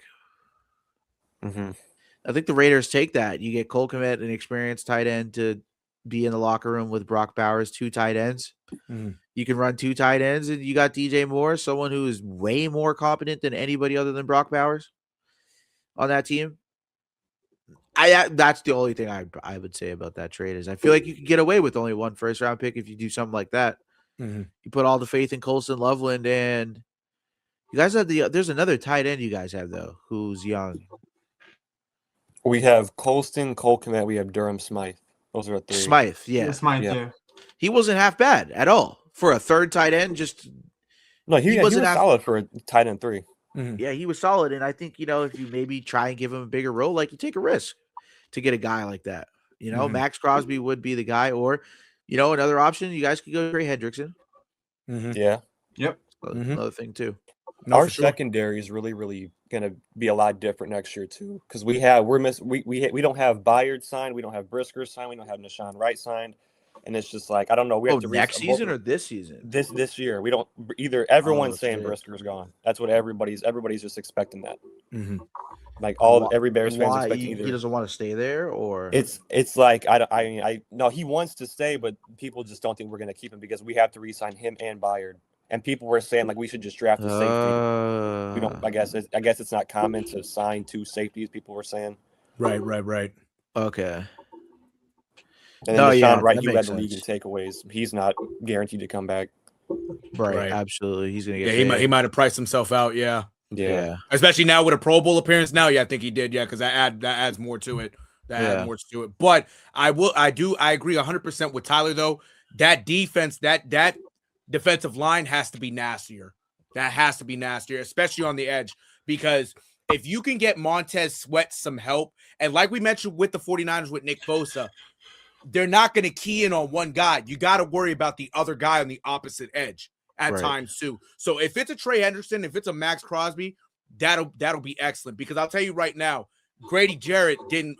I'm surprised. I'm gonna be honest. I thought Grady Jarrett was going to do a lot more this year. I really thought, and not to say a lot more like from when he was younger. I thought he would be able to provide a lot more pressure in terms of at least pressuring the quarterback, because for the most part, Grady Jarrett was if I'm not mistaken, Tyler, was kind of like sleepy most games. Am I wrong? No, you're right. Yeah, because at least with Grady Jarrett, because I really thought Grady Jarrett would probably get like 4, maybe 5 sacks this year. I think he only ended up with 1, right? I'm not sure what the number. I think it was 1. I think it was only 1. Right. Like if and mind you, that's a veteran Pro Bowl guy. Now he's not the same no more. I'm not saying, he's not the same, and he's not like a Matabike or anything like that from when he was younger. But at least if you had a guy like that to add some pressure up the middle, that would have helped. Now, for them, get an edge rusher. They definitely have to draft. If they keep their first round pick, I would definitely try to draft a defensive tackle and in the first round. Get some, if they can get even lucky to even trade up in the first round and grab a guy like what's his name? He's from freaking Texas Tech. The kid from Texas Tech. Oh, I like him a lot. Bailey. David Bailey. I like David Bailey's a menace. He's underrated too. Not a lot people are talking about him, but not a lot of people are really talking about him. Getting a guy like that wouldn't be bad either. But if you really want to really make the splash, by all means, it got to be either Hendrickson. But the dream would be Max Crosby. Max Crosby for his tenacity fits that Bears defense as well. He does. Narrow. Mm-hmm. Well, when you were talking about Texas Tech, one person I feel like would go good into the just the Bears in general was their linebacker from this year, Jacob Rodriguez. Yeah. Such a baller. I feel like he would be perfect for them. But that's the thing also, it's like, and that wouldn't be a bad move as well, but he would end up not starting. He'd probably be more of a backup at first, because you still got Edmonds, you still got Edwards. Like that linebacking core is smooth right now, but I wouldn't mind seeing him right there too, because at least if you add a third linebacker for when one of them has to get off the field, or to create some sort of matchup based like mismatches and shit like that, you could add him as well. Like all they really need, they're set up well that they just have to add pieces, and in certain spots, like an edge rusher, they gotta like make that splash, because the team is set up for success. You got it on offense already. The defense for the most part is smooth. If you can resign a couple guys, whether it's Wright, whether it's Byard, the Bears right now, they're at the height of what the Bears were in 85. Like, not to say that they're 85 Bears, but in terms of heightness and where they are, it's similar to that. So if you can do that, shit, you're fine. You're set up. You're in a better spot than that 06 team that went to the Super Bowl, truthfully. Agree. Now, another guy that if we do end up keeping our first round pick, I don't know if you're familiar with Caden McDonald from Ohio State. Yes. Absolutely. I think he would be a good addition too if we went that route. Definitely. I'm looking at it, and like the one guy they have to go into the Bears right now with the 25th is Caleb Banks. I don't know, because he has 6 tackles on the year. But I don't hate it, but but if you watch the tape, like with college football, like stats aren't really necessarily everything. You know, it's about how you look on tape and the competition you went up against. Because in the NFL, the best of the best is Oh, no yeah, matter yeah. what, no matter what, no matter what. So I don't hate it. I just think that, you know, I think what they could use, like, yeah, they could use an edge rusher too, but I think that there needs to be another corner next to Jalen Johnson too. That's where I would probably go next, especially with the guys like I think Jamel Dean is a guy that you guys should look at. Jamel Dean has had an overachieving season with the Buccaneers. He had a really good season. You know, his AAV isn't that great. I think it's projected somewhere between 15 and 18 million, but you know, you put him next to Jalen Johnson. That's a guy also when Jalen Johnson is out, at least you trust a guy to go out there to cover number ones. Especially when he was a number one wide receiver, a number one corner going up against number one wide receivers in the NFC. You know what I mean? Like, there's not too many guys out there that are going to be available for that. Unless, you know, if you guys want Trent McDuffie, we'll be willing to trade with you guys. You guys are just going to have to give us like Leather Burden or somebody else. You guys want? I don't know if we can do that. Trent McDuffie. But all jokes aside, yeah, I mean, you know, the Bears, you know, I think the offseason to get back to the divisional game, I think I think Tyler, I mean, correct me if I'm wrong, but I basically what your sentiment is like, if it's going to be Super Bowl or bust next year, like go all in. Yeah, you know? that's yep. Pretty much. And I think the Bears are at the point where like, okay, now you're looking at a game you probably should have won. Like, yeah, you go all in. And, you know, to get into this next game quickly too, the Seattle Seahawks play the Los Angeles Rams. You know, before we get out of here, this is the last game. Guys, I mean, this is the biggest question. Will Matthew Stafford retire? I'll be honest. Based off how everything was before the start of the season, I believe I forget if it was with his wrist or shoulder, whatever it was. His back. It was his back. Thank you. It was his back. I thought based off that, I thought he would do well this year, but I thought that would hinder him. He had a great year. He's in the MVP conversations. Most likely, I would assume he's going to win the MVP.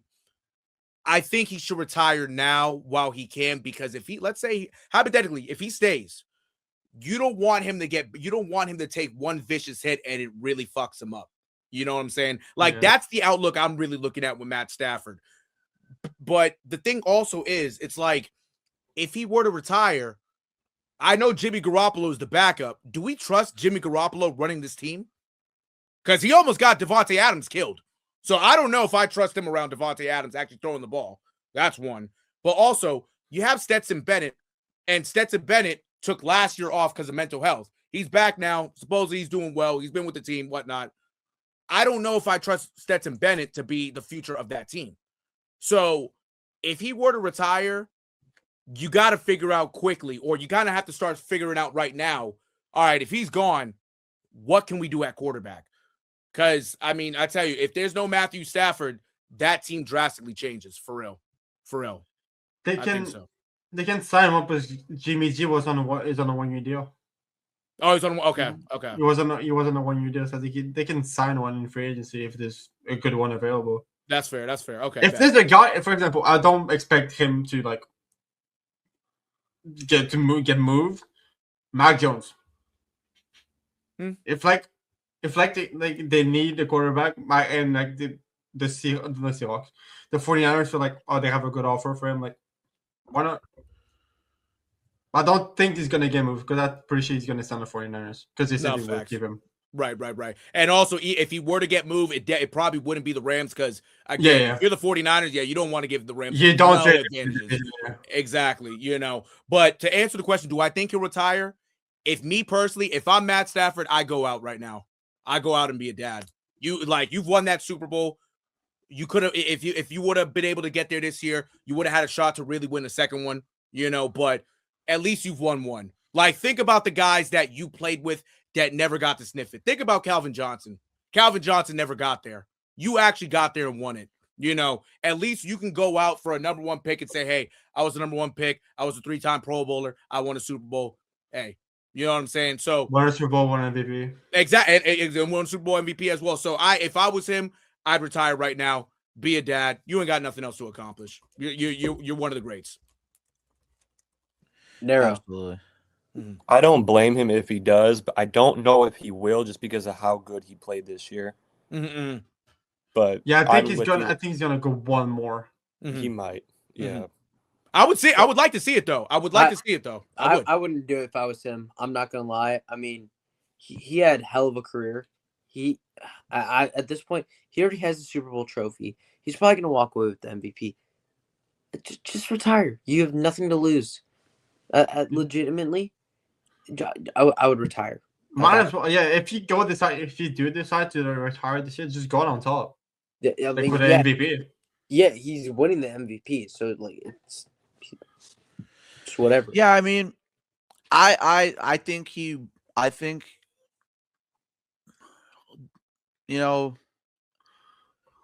he's gonna run it back one more year. But I do think Devontae Adams and him will make a decision together. So they're about the same age. I think, yeah. I mean, well, no. Stafford's older. Adams is 20. Stafford's older, but Yeah. Devontae Adams is not getting any younger. He's No, 33, exactly. Yeah. Right. You know what I mean? Like for a football player, like he's 33, bro. Like he's at that age where like this is a contemplation of retirement. Like not everyone plays till they're 35, 40 years old. Especially that as a wide receiver. And he's been dealt with a lot of injuries the past couple seasons too. So I personally think Matthew Stafford will retire. Or he won't retire, excuse me. I don't think it's in his best interest to retire after how the season went, just because if you find out that you can play at an MVP level still at this age, you keep going. At least for one more year. If he starts throwing this offseason or he goes to camp or OTAs and he feels like whatever the case may be, he can't compete anymore and his job's at risk. Yeah, he probably might bow out, might bow down. But I think he'll be out of there. And if he does, I mean, the options that are on the market, for the options that are on the market for them aren't bad. I mean, Daniel Jones isn't playing next year, but he's a free agent. He's not going to play though. I mean, he's not going to play. Rodgers, probably. And Aaron Rodgers is up in the air, but you're not going to sign another fucking 40. You're not going to sign another quarterback for 40, right? And then Russell Wilson also pushing 40, but he's not even good enough where you want to sign him. And then you got Zach Wilson is young, but he's unproven at this point. Marcus Mariota is 32 plus years old. You're not going to want to sign him. Tyrod Taylor is 36. Joe Flacco's 41.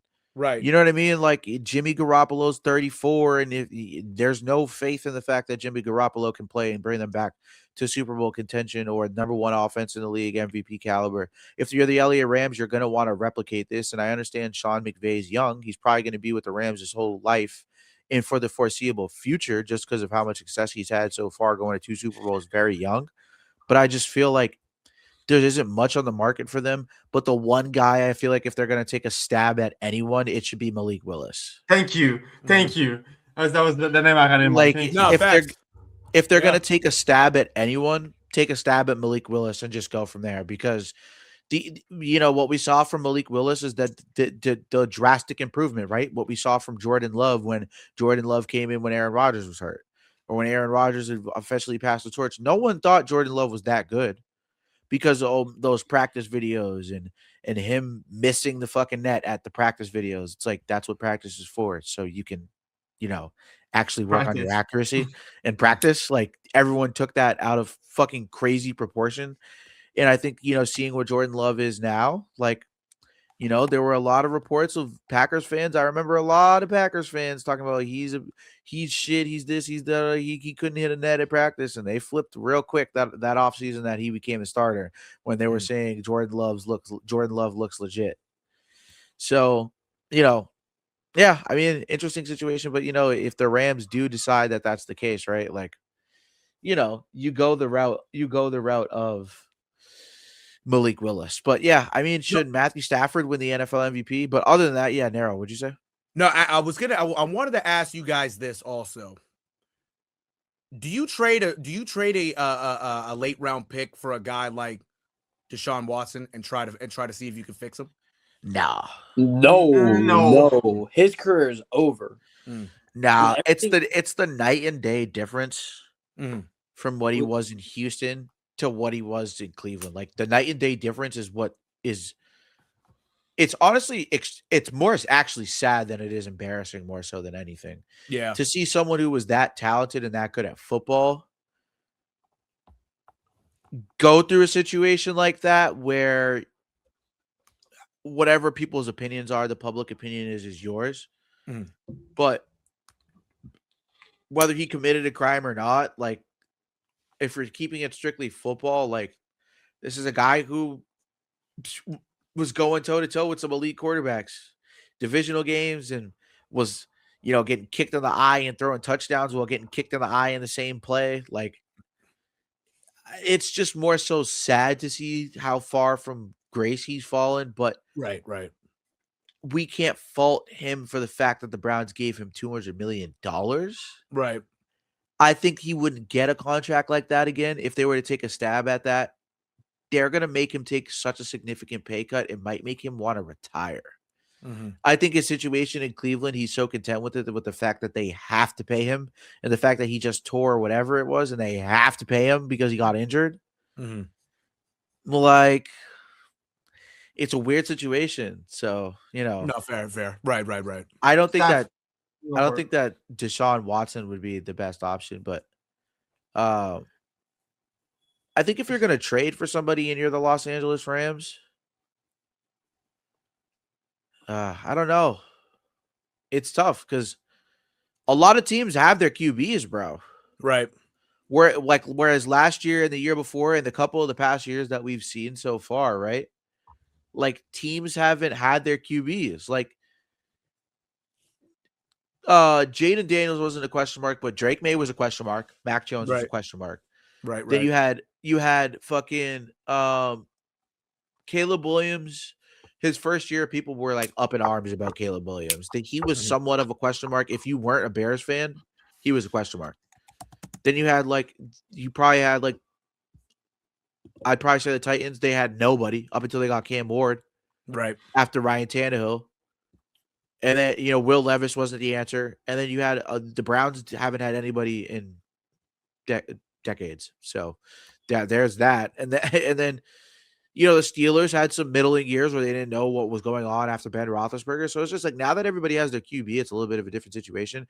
If they're gonna do anything either, it's like, okay, well, if you don't have enough faith in Malik Willis and you want more of a sample size, like, I don't know, see what happens if you put Zach Wilson around two elite wide receivers. I see going with Will Levis at that point.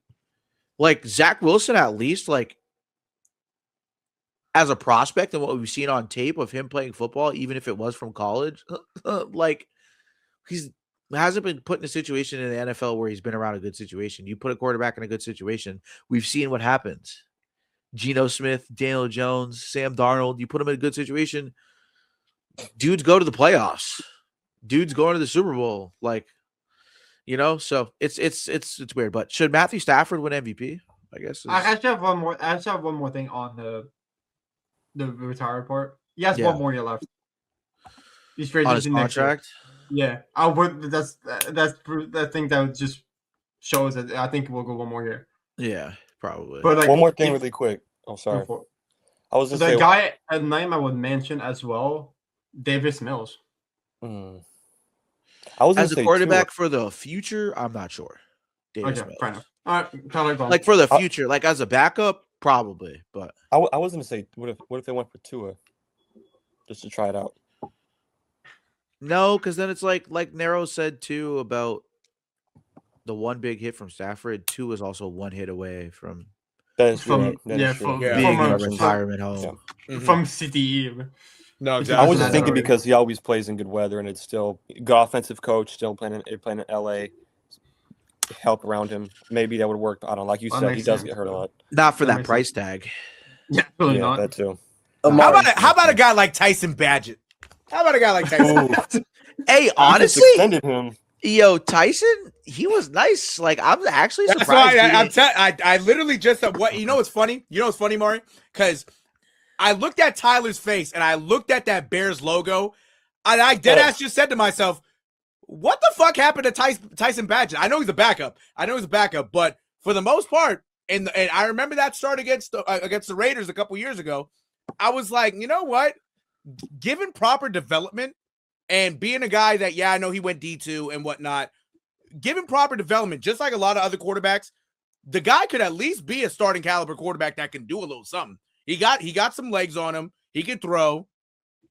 You know, if they want to take a stab at that, you know what I'm saying? And He's fast. I was shocked when he was playing, and the tape that I saw when him playing in the NFL so far, like, I'm like, oh shit, like the eye test tells you like he actually has like the intangibles and the skills to like be a starting quarterback. I'm like, oh shit, like this guy, like I might see him somewhere else, like getting a fair shake, and he just never got a fair shake. And you know, the Bears were also in a situation where like it was a quarterback competition thing. You know, drafting a rookie, you didn't know what was going to happen, so you know, they kind of, you know, they kept him around to see. But yeah, I mean, you know, I thought that was I'm glad. It's funny that you brought him up, because when you said that, light bulb went off in my head. Like, why wouldn't a team sign him to be their backup or whatever the case may be?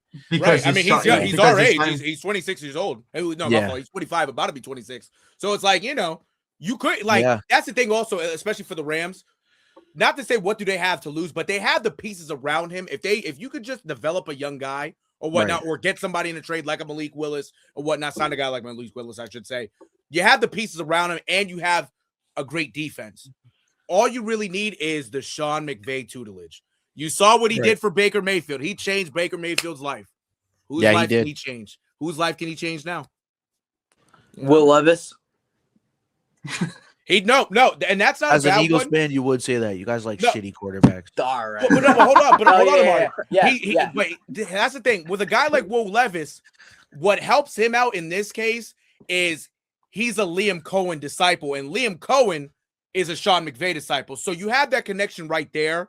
So maybe if they were to do something, I'm for sure Sean McVay would definitely call Liam Cohen and probably say, "Yo, how was this kid when you coached him?"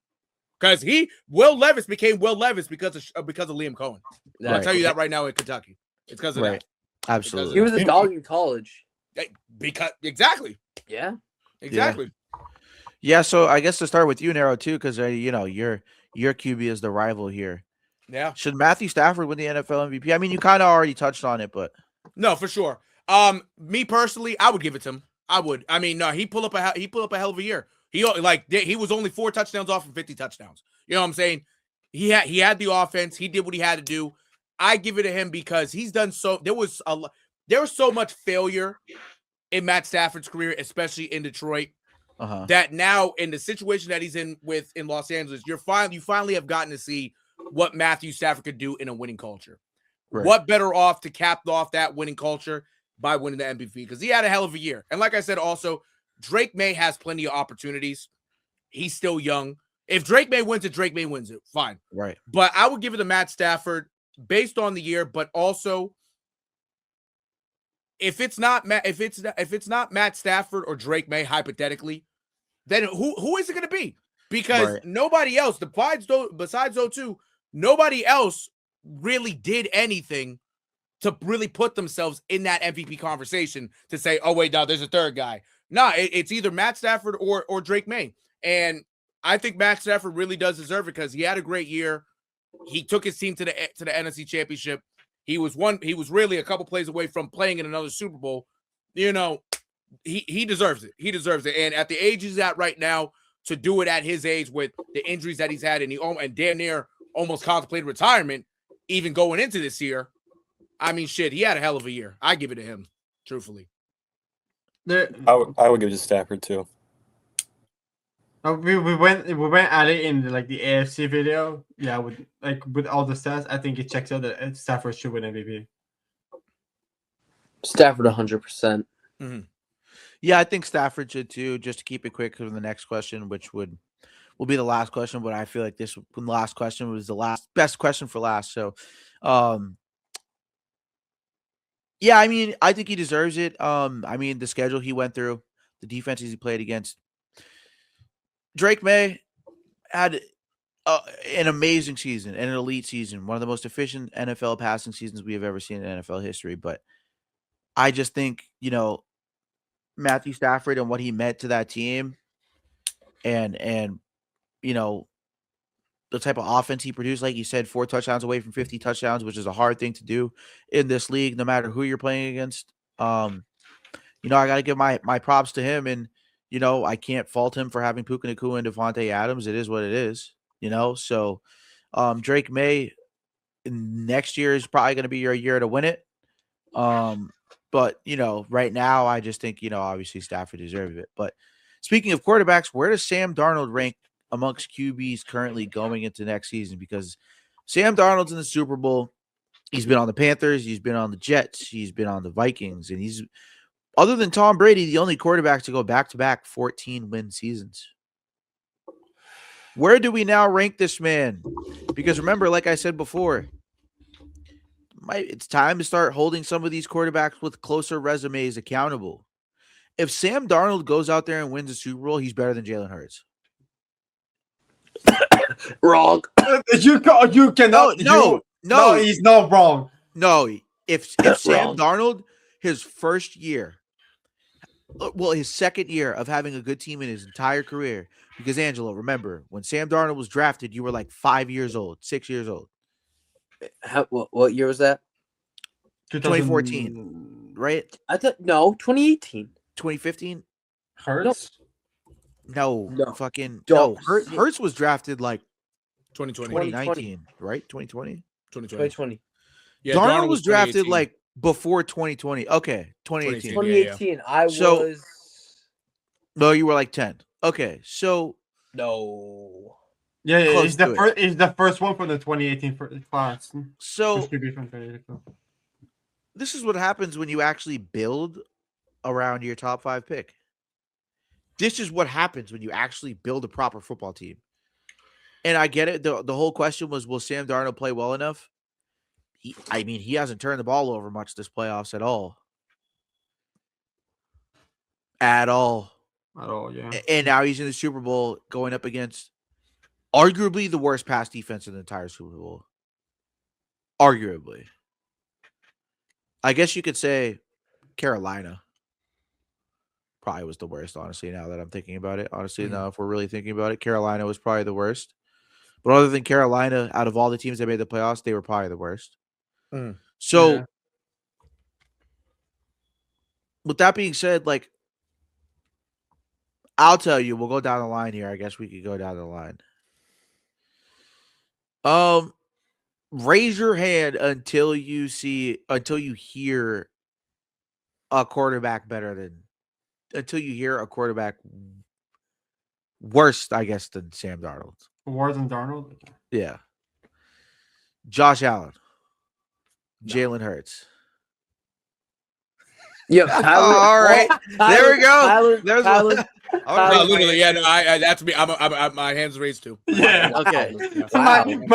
My reaction wasn't quick. I enough. wanted to see because no one really said anything after I said that. I just wanted Bro, to see you know that. what? Just my camera's bugging. If it wasn't, I would. Okay. All seriousness. all love, all Angelo. seriousness. Joe Burrow. Drake May. Yes. Matthew Stafford. We have to. Justin Herbert.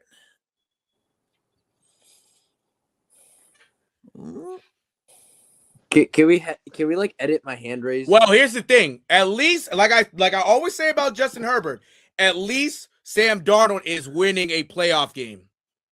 You feel me? When the shit is really, when you really counts, he's won. And he's beaten 2 good teams. So that got to count for something. Okay, so Herbert and Hurts are worse than Darnold. Cool. Yep. Awesome. So we're moving Herbert and Hurts out the top 10 is basically what we're saying at this point. Yep. Okay. Just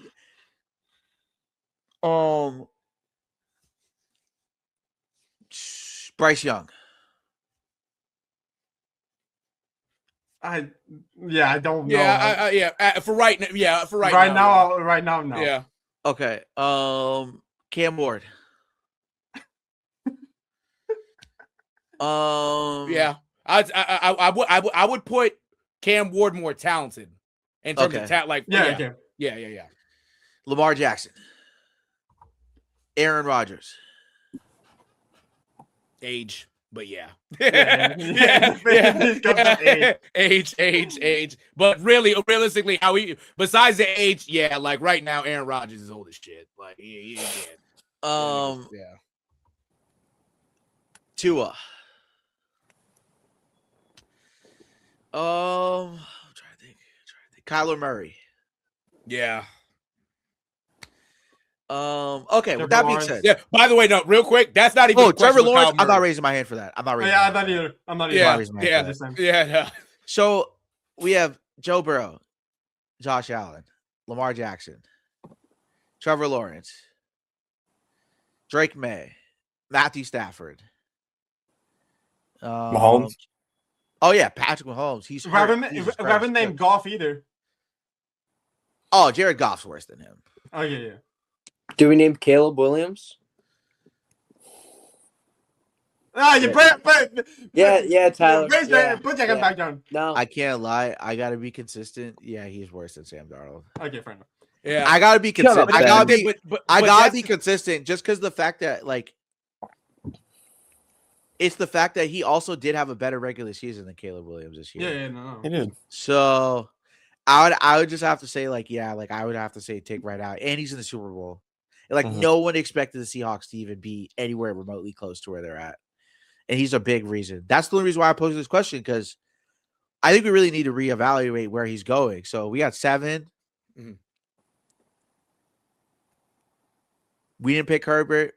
Jordan Love. We didn't pick Kyler Murray. Jordan Love, yeah. Okay, I will put Jordan Love. I guess we can put Jordan Love ahead of him. Do we say Jared Goff already or no?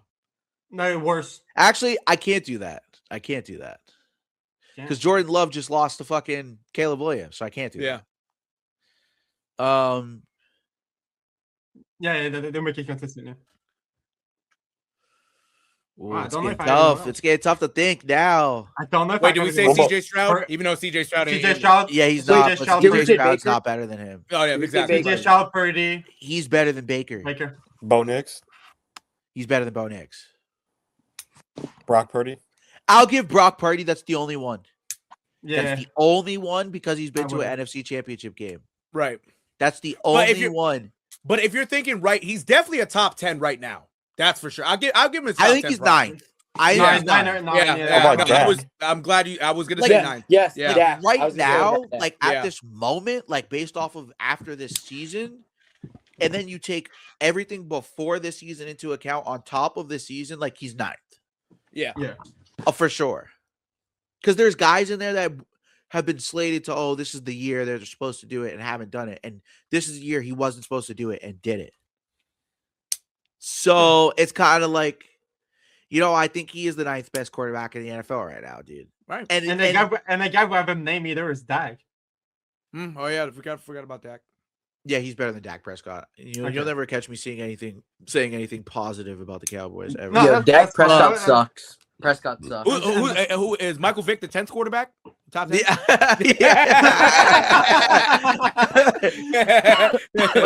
Wait, Nero. Which version of Michael Vick now are we talking about? Before the dog fighting. Before the dog. I don't know. Eagles is tough. Vic. Eagles is tough. Eagles Mike is Vick the best nice. version. Now, real shit. No, if I'm being real honest, the the best version I would say the Eagles. Yeah, him and Andy Reid. When Andy Reid got to him, that was the best. That was the best. But I mean, Sam Darnold 9. You know what we're gonna do after the Super Bowl is over? We're gonna do a top 10 QB. We're gonna do a bunch of rankings for you guys too. Once the Super Bowl ends, we're immediately gonna have for you posts on Instagram. We're gonna collab and obviously do posts about off-season moves. We also did the due diligence of going to look for you guys to do predictions before the season happened. So what we're gonna do is do a recap with a tiny description. We'll probably do a team a week to kind of start, and then we'll kind of do 2 teams a week as we get more into the flow. we might even do like one team one day and then one team the next day. We might even do it daily for you guys to do all 32 before the signings start happening and things going crazy. But yeah, we did have like predictions of records for each team. So each team that we did the records of, we will be doing a post where like we'll do the one team that we did. Where like we'll start from top to bottom. We'll go from best team to worst team. So the teams that obviously either or the Patriots or Seahawks will start there, and then we'll go down the hierarchy and go all the way to the bottom for you guys, and kind of just give you guys a tiny little description. I mean, obviously we're giving it to you guys right now for podcast. We're giving you guys a tiny little description. You guys can see how your team did. And yeah, I mean, we'll have a lot of content posts for the NFL offseason for you guys. When baseball starting up soon, college lacrosse starting up soon, lacrosse pod starting up soon. So, Yes. definitely tune in to those posts. I gotta do final scores. We've been on podcast, but I gotta do final scores. I didn't do final scores tonight. I do final scores for the Celtics. No. Yeah. Yes. No. Yes. Yeah. Yes. We did play tonight. I do the final score for the Celtics. Bruins did not play tonight. There were only 3 NHL games. The Canadians suck. The Flyers There was suck. one tonight. Spencer Knight's the GOAT. Bruins still suck. We are better than you. The Bruins don't even play. Dreams. We are in the wild card next to Ben. But yeah, I mean, hey man, awesome NFL season so far. Been an awesome playoffs. Now we're in the Super Bowl. I will say, people will probably be busy for the Super Bowl. I actually might be going to Massachusetts for the Super Bowl, so I actually won't be able to do this. But if I'm home or at my dad's, might do like a live watch along. You guys can, if you guys want to watch along and watch us yell at each other about the Super Bowl or talk shit about the halftime show, because I'm sure that's probably gonna happen too. We'll try and see if we could do something special for you guys. But if not, what I'm gonna start doing too is for Bruins and Celtics games on certain nights where I probably am trying to like get more involved with you guys. I'm gonna watch those games, and instead of just going into Discord with you guys, you guys can hop in with us on Twitch, on YouTube, or we might just go on YouTube or and go live on YouTube and or go live on fucking what's it called, Twitch, and just like share my screen of us in Discord talking shit, so you guys can listen to us at least, and I'll put like an overlay on it so that like we don't get copyrighted for showing the fucking game. But yeah, I'm gonna start. You have to show the actual game as well. Yeah, so no, I have to do an overlay so that we don't. Yeah, that's right. That's right. We don't have to live. Yeah. So we're gonna start trying to do that with you guys. I probably will do it for Canadians games too, because I watch the Canadians, but definitely gonna do it for the Bruins and the Celtics. I also watch the Avalanche, the Wild, the Golden Knights, NBA teams, some of the other ones I watch. I watch the Bulls. That's another team I like.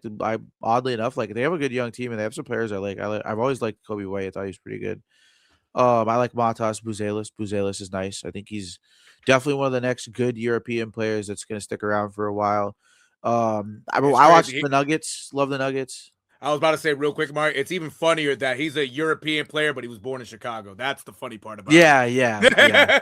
That's the funny part. No more. Yeah. No, but yeah, he was born in Chicago. Yeah, but he's like, considered like a European player. No, facts. Just because of his heritage. But yeah, so we got a lot of stuff coming for you guys. We're actually if you guys are watching this now, definitely tap in with us about Discord today. Today is Saturday. You guys are going to be able to watch some games with us. If you have some time, you guys can watch some college basketball with us, watch some NHL with us, watch some NBA this weekend. There's still some sports going on. You guys missed UFC. UFC was fucking awesome. This last card was awesome. There's more this weekend. Yeah, there's more this weekend. So if you guys want to watch WWE as well. I don't watch WWE, so I might not. I'm just saying. But if we get that by request, because Ben likes fake stuff, No. I say let's run WWE. I say let's run it up. I don't watch WWE. You guys can watch that. I can put it on for you guys, like 2K and Madden in the background. But if anybody's, it's Saturday. You guys are up. You guys come game with us in Discord, come game with us, come find us in the voice channels. I'm definitely gonna go run some Madden, run some 2K right now. I don't know about you guys. I mean, it's Friday night, I'll see. it's the weekend, definitely gonna get some gaming in with the guys. You guys come hang out with us. But yeah, so there probably won't be any football. There won't be honestly, there's no more football podcast till after the Super Bowl when we do the Super Bowl recap. We'll probably try and get a Super Bowl preview to get more in depth on matchups, both sides of the ball, some player prop bets for you guys, so you guys can tune into some player prop bets. But yeah, for the most part, like there's no more football podcasts scheduled anymore. It's over and done with. So you guys are watching the last pre-recorded End Zone Express of the season, guys. It's kind of crazy to think that this is the last one. This whole football season. This is kind It of was a good season. Kind of think about. Yeah, I mean, it was an awesome season, amazing season. We were here from start to fucking finish. Wait. Now that I'm thinking about this, Ben, did I get our timeline wrong? On what? When we started this, didn't we start it? I want to say the first End Zone Express I have in my calendar is September not End Zone 20. Express, but I'm saying Bay State Media. Like when we first started this, Yep. wasn't it before the last football season? Before, Because why do I feel like I was in Maine? No, we made it during the last NFL season. That's what I'm saying. The disco was made. So we might be well over a year. We're over a year now. I think we've been over a year though. The Discord. Let me check the Discord. Because I feel like we started recording the hockey podcast. There's no way it had to have been you created the server on December 2nd, 2024. Yeah, see, that's why. Because I'm like, yo, there's no way we have to be over. Yeah, we are over a year. That's crazy to think about. Yeah, sorry guys, reminiscing there for a second, but yeah, no, but otherwise, thank you guys for tuning in as per usual. We are here. I'm gonna start rolling some outro music too. I got some other stuff too that you guys might fuck with. I got some intros I would definitely want you guys will see with some music that I made myself. But other than that, yeah, I definitely want to start doing more outro sound stuff with pre-recorded music and other stuff, just so that we get a little bit more of a vibe coming into the podcast, coming out of the podcast. Because I know the intro is obviously the hype up intro for the End Zone Express, but I want to integrate a little bit more music, a little bit more of an integration for you guys. You guys like a little bit more of an outro too. But yeah, other than that, I mean, thank you guys for tuning in all season with us. We will see you guys for Super Bowl recap live. Good luck, Nero. Yes, indeed. Appreciate you. Yeah, thank you. Actually, Tyler kicked right into it right before I could say it. What a guy. But Nero, good luck being back, bro. And on your way out of here, last End Zone Express pre-recorded pod. Indeed. Any last word for all those fuck niggas who doubted you this season? By the way, I do. Give me 1 second. Let me show y'all something. What is he fucking? Oh God! What is he grabbing? Had to take these off real quick. If there's one guy I believe in besides Drake May, I believe in him. I believe in that guy right there. I tell you, man, it's been an honor to be with you guys. It's been an honor to be here also while the Patriots are. I'm saying they're back because they're in the Super Bowl, but to see how this season unfolded right when Mike Vrabel was hired, being able to see Drake May evolve with Josh McDaniels, it was great to see. They have a bright future. This podcast right here, as well as everything else for Bay State Media, is a bright future as well. So I appreciate from what else happened in sports for also being alongside Bears Wire with Tyler, the Bay State Media with Amari Scott, Mr. Ben, and Angelo Dizakis, because you would Dizakis. It's my moment, Angelo. Chill. You need to learn the Greeks better. That you're thinking of my cousin. Yes. I know, but you're a Dizakis if you're involved with him. You're involved with him, so you're a No, I know. I'm already in. But no, but all serious note, no, I'm glad I was able to share my experiences and what I believe in, what I see with you guys as well. I'm so happy the Pats are finally back in it. It's been a tough couple years, and hey, like I said, I showed this. I've had this for a long time, but if it wasn't for this guy, as well as Drake May, Josh Daniels, and everybody on the team, Robert Kraft, everybody putting this all together, the Pats wouldn't be where they are today. So I appreciate that. I'm glad that, hey, I get to be a part of this. And when we do talk about the Patriots, I'm involved. So, but it's been an honor being with you guys for real. And we will continue this as well. So, of course. Absolutely. Yeah. And guys, that ain't the end. We're flipping right into hockey and basketball tomorrow. You guys are lucky. You guys get 2 shows tomorrow. My show is more going to be live based. I do like to go live, interact with you guys live, like answer questions. You guys can come talk shit to me.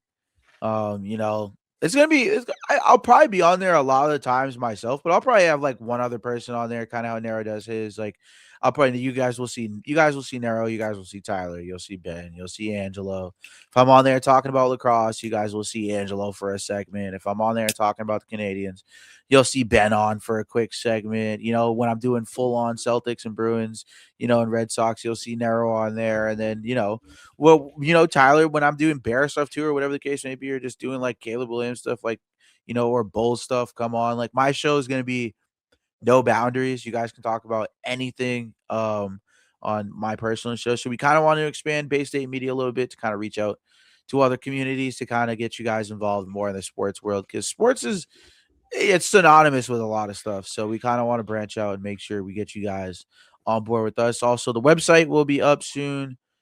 We're aiming for Sunday. We're getting there. It's close. We will give you guys an update. We'll probably give you guys an update by the show Sunday. We're going to do a show Sunday.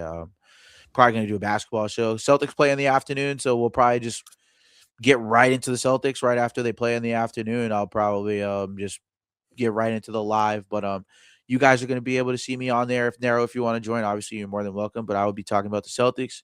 A little bit of talk about the guys, how the guys have done so far this season, and just talking about in general, just how the NBA landscape is looking. And, basketball has been fucking awesome. The parity we've seen in the NFL is like the same thing this year in the NBA. And, I'm actually glad that OKC has fallen back down to earth, to be quite real with you. I'm actually glad, because I thought they were going to run the table and run the gauntlet again. So I'm actually glad that there's actually like teams out there that are actually giving them actual fucking trouble, unlike last year where no one really gave them any trouble all the way up until the finals. So, but yeah, thank you guys for tuning in.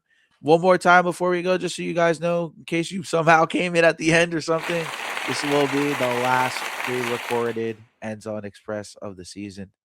You guys will see a Super Bowl preview live. We'll probably go live Saturday, so you guys can fuck around with us on Saturday. We'll get you guys some picks and some in-depth analysis before the game, and then, we'll do a post-game recap. I'm 100% sure, regardless, no matter what, none of us are going to be coherent enough to do a podcast after the Super Bowl.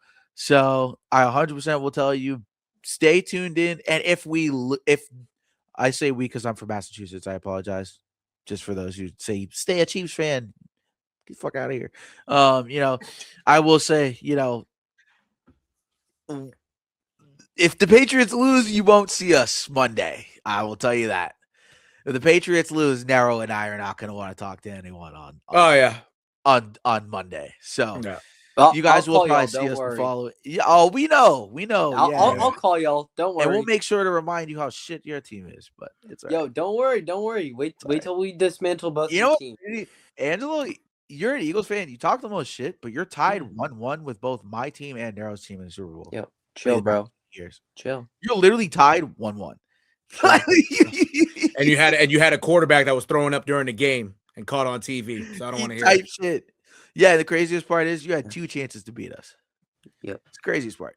But you know, Hey, a backup beat Narrow's team, and Jalen Hurts absolutely dismantled yours. That's Yeah, all I well, wanted. No, say.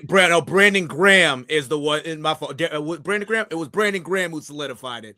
I'll give him Brandon Yeah. Graham. But still, Foles did his thing. I'll give Foles his credit. Yeah, just remember, Angelo, you still have less Super Bowls. He ain't do shit after that, though. I'll tell you that. Yeah, you're right. Still have less Super Bowls than us, Angelo. It's still Well, Amari, you guys like to pay the Chiefs. I mean, pay the refs. That's you. Yeah, good one. Which I sad. don't Yeah, get and fucking- you guys paid him, and you guys paid him last year, and you paid him off when it was the Patriots. So what do you guys want us to do? Hey, Ben, you're Goes a around, Ravens comes fan. around. I Shut didn't up, say shit. Ben. And that's how we ended. Hey. That's how we ended. He's a Ravens fan. I can't lie. He's seen a Super Bowl though. So Yes. Ben, the thing is, me, Nero, and Amari, we've seen our teams win the Super Bowl. Angelo? Ben, I know the perfect place where I'm going to be wearing my Super Bowl ring for you. Right there. yeah, you know, I would say you could have had one this year, but you're stuck with Jalen Hurts.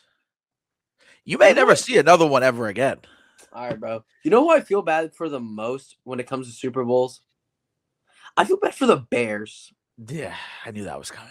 Yeah, Our time's coming, bro. It's coming. yeah, it definitely is coming. If I could put the speed meme of him just smiling, I would just do it right now. I knew that was coming too. Once Angelo started talking shit, I was like, oh god. I'm not even talking Tyler's about gonna the catch a Bears. stray. To be fair, we're all being catching shirts.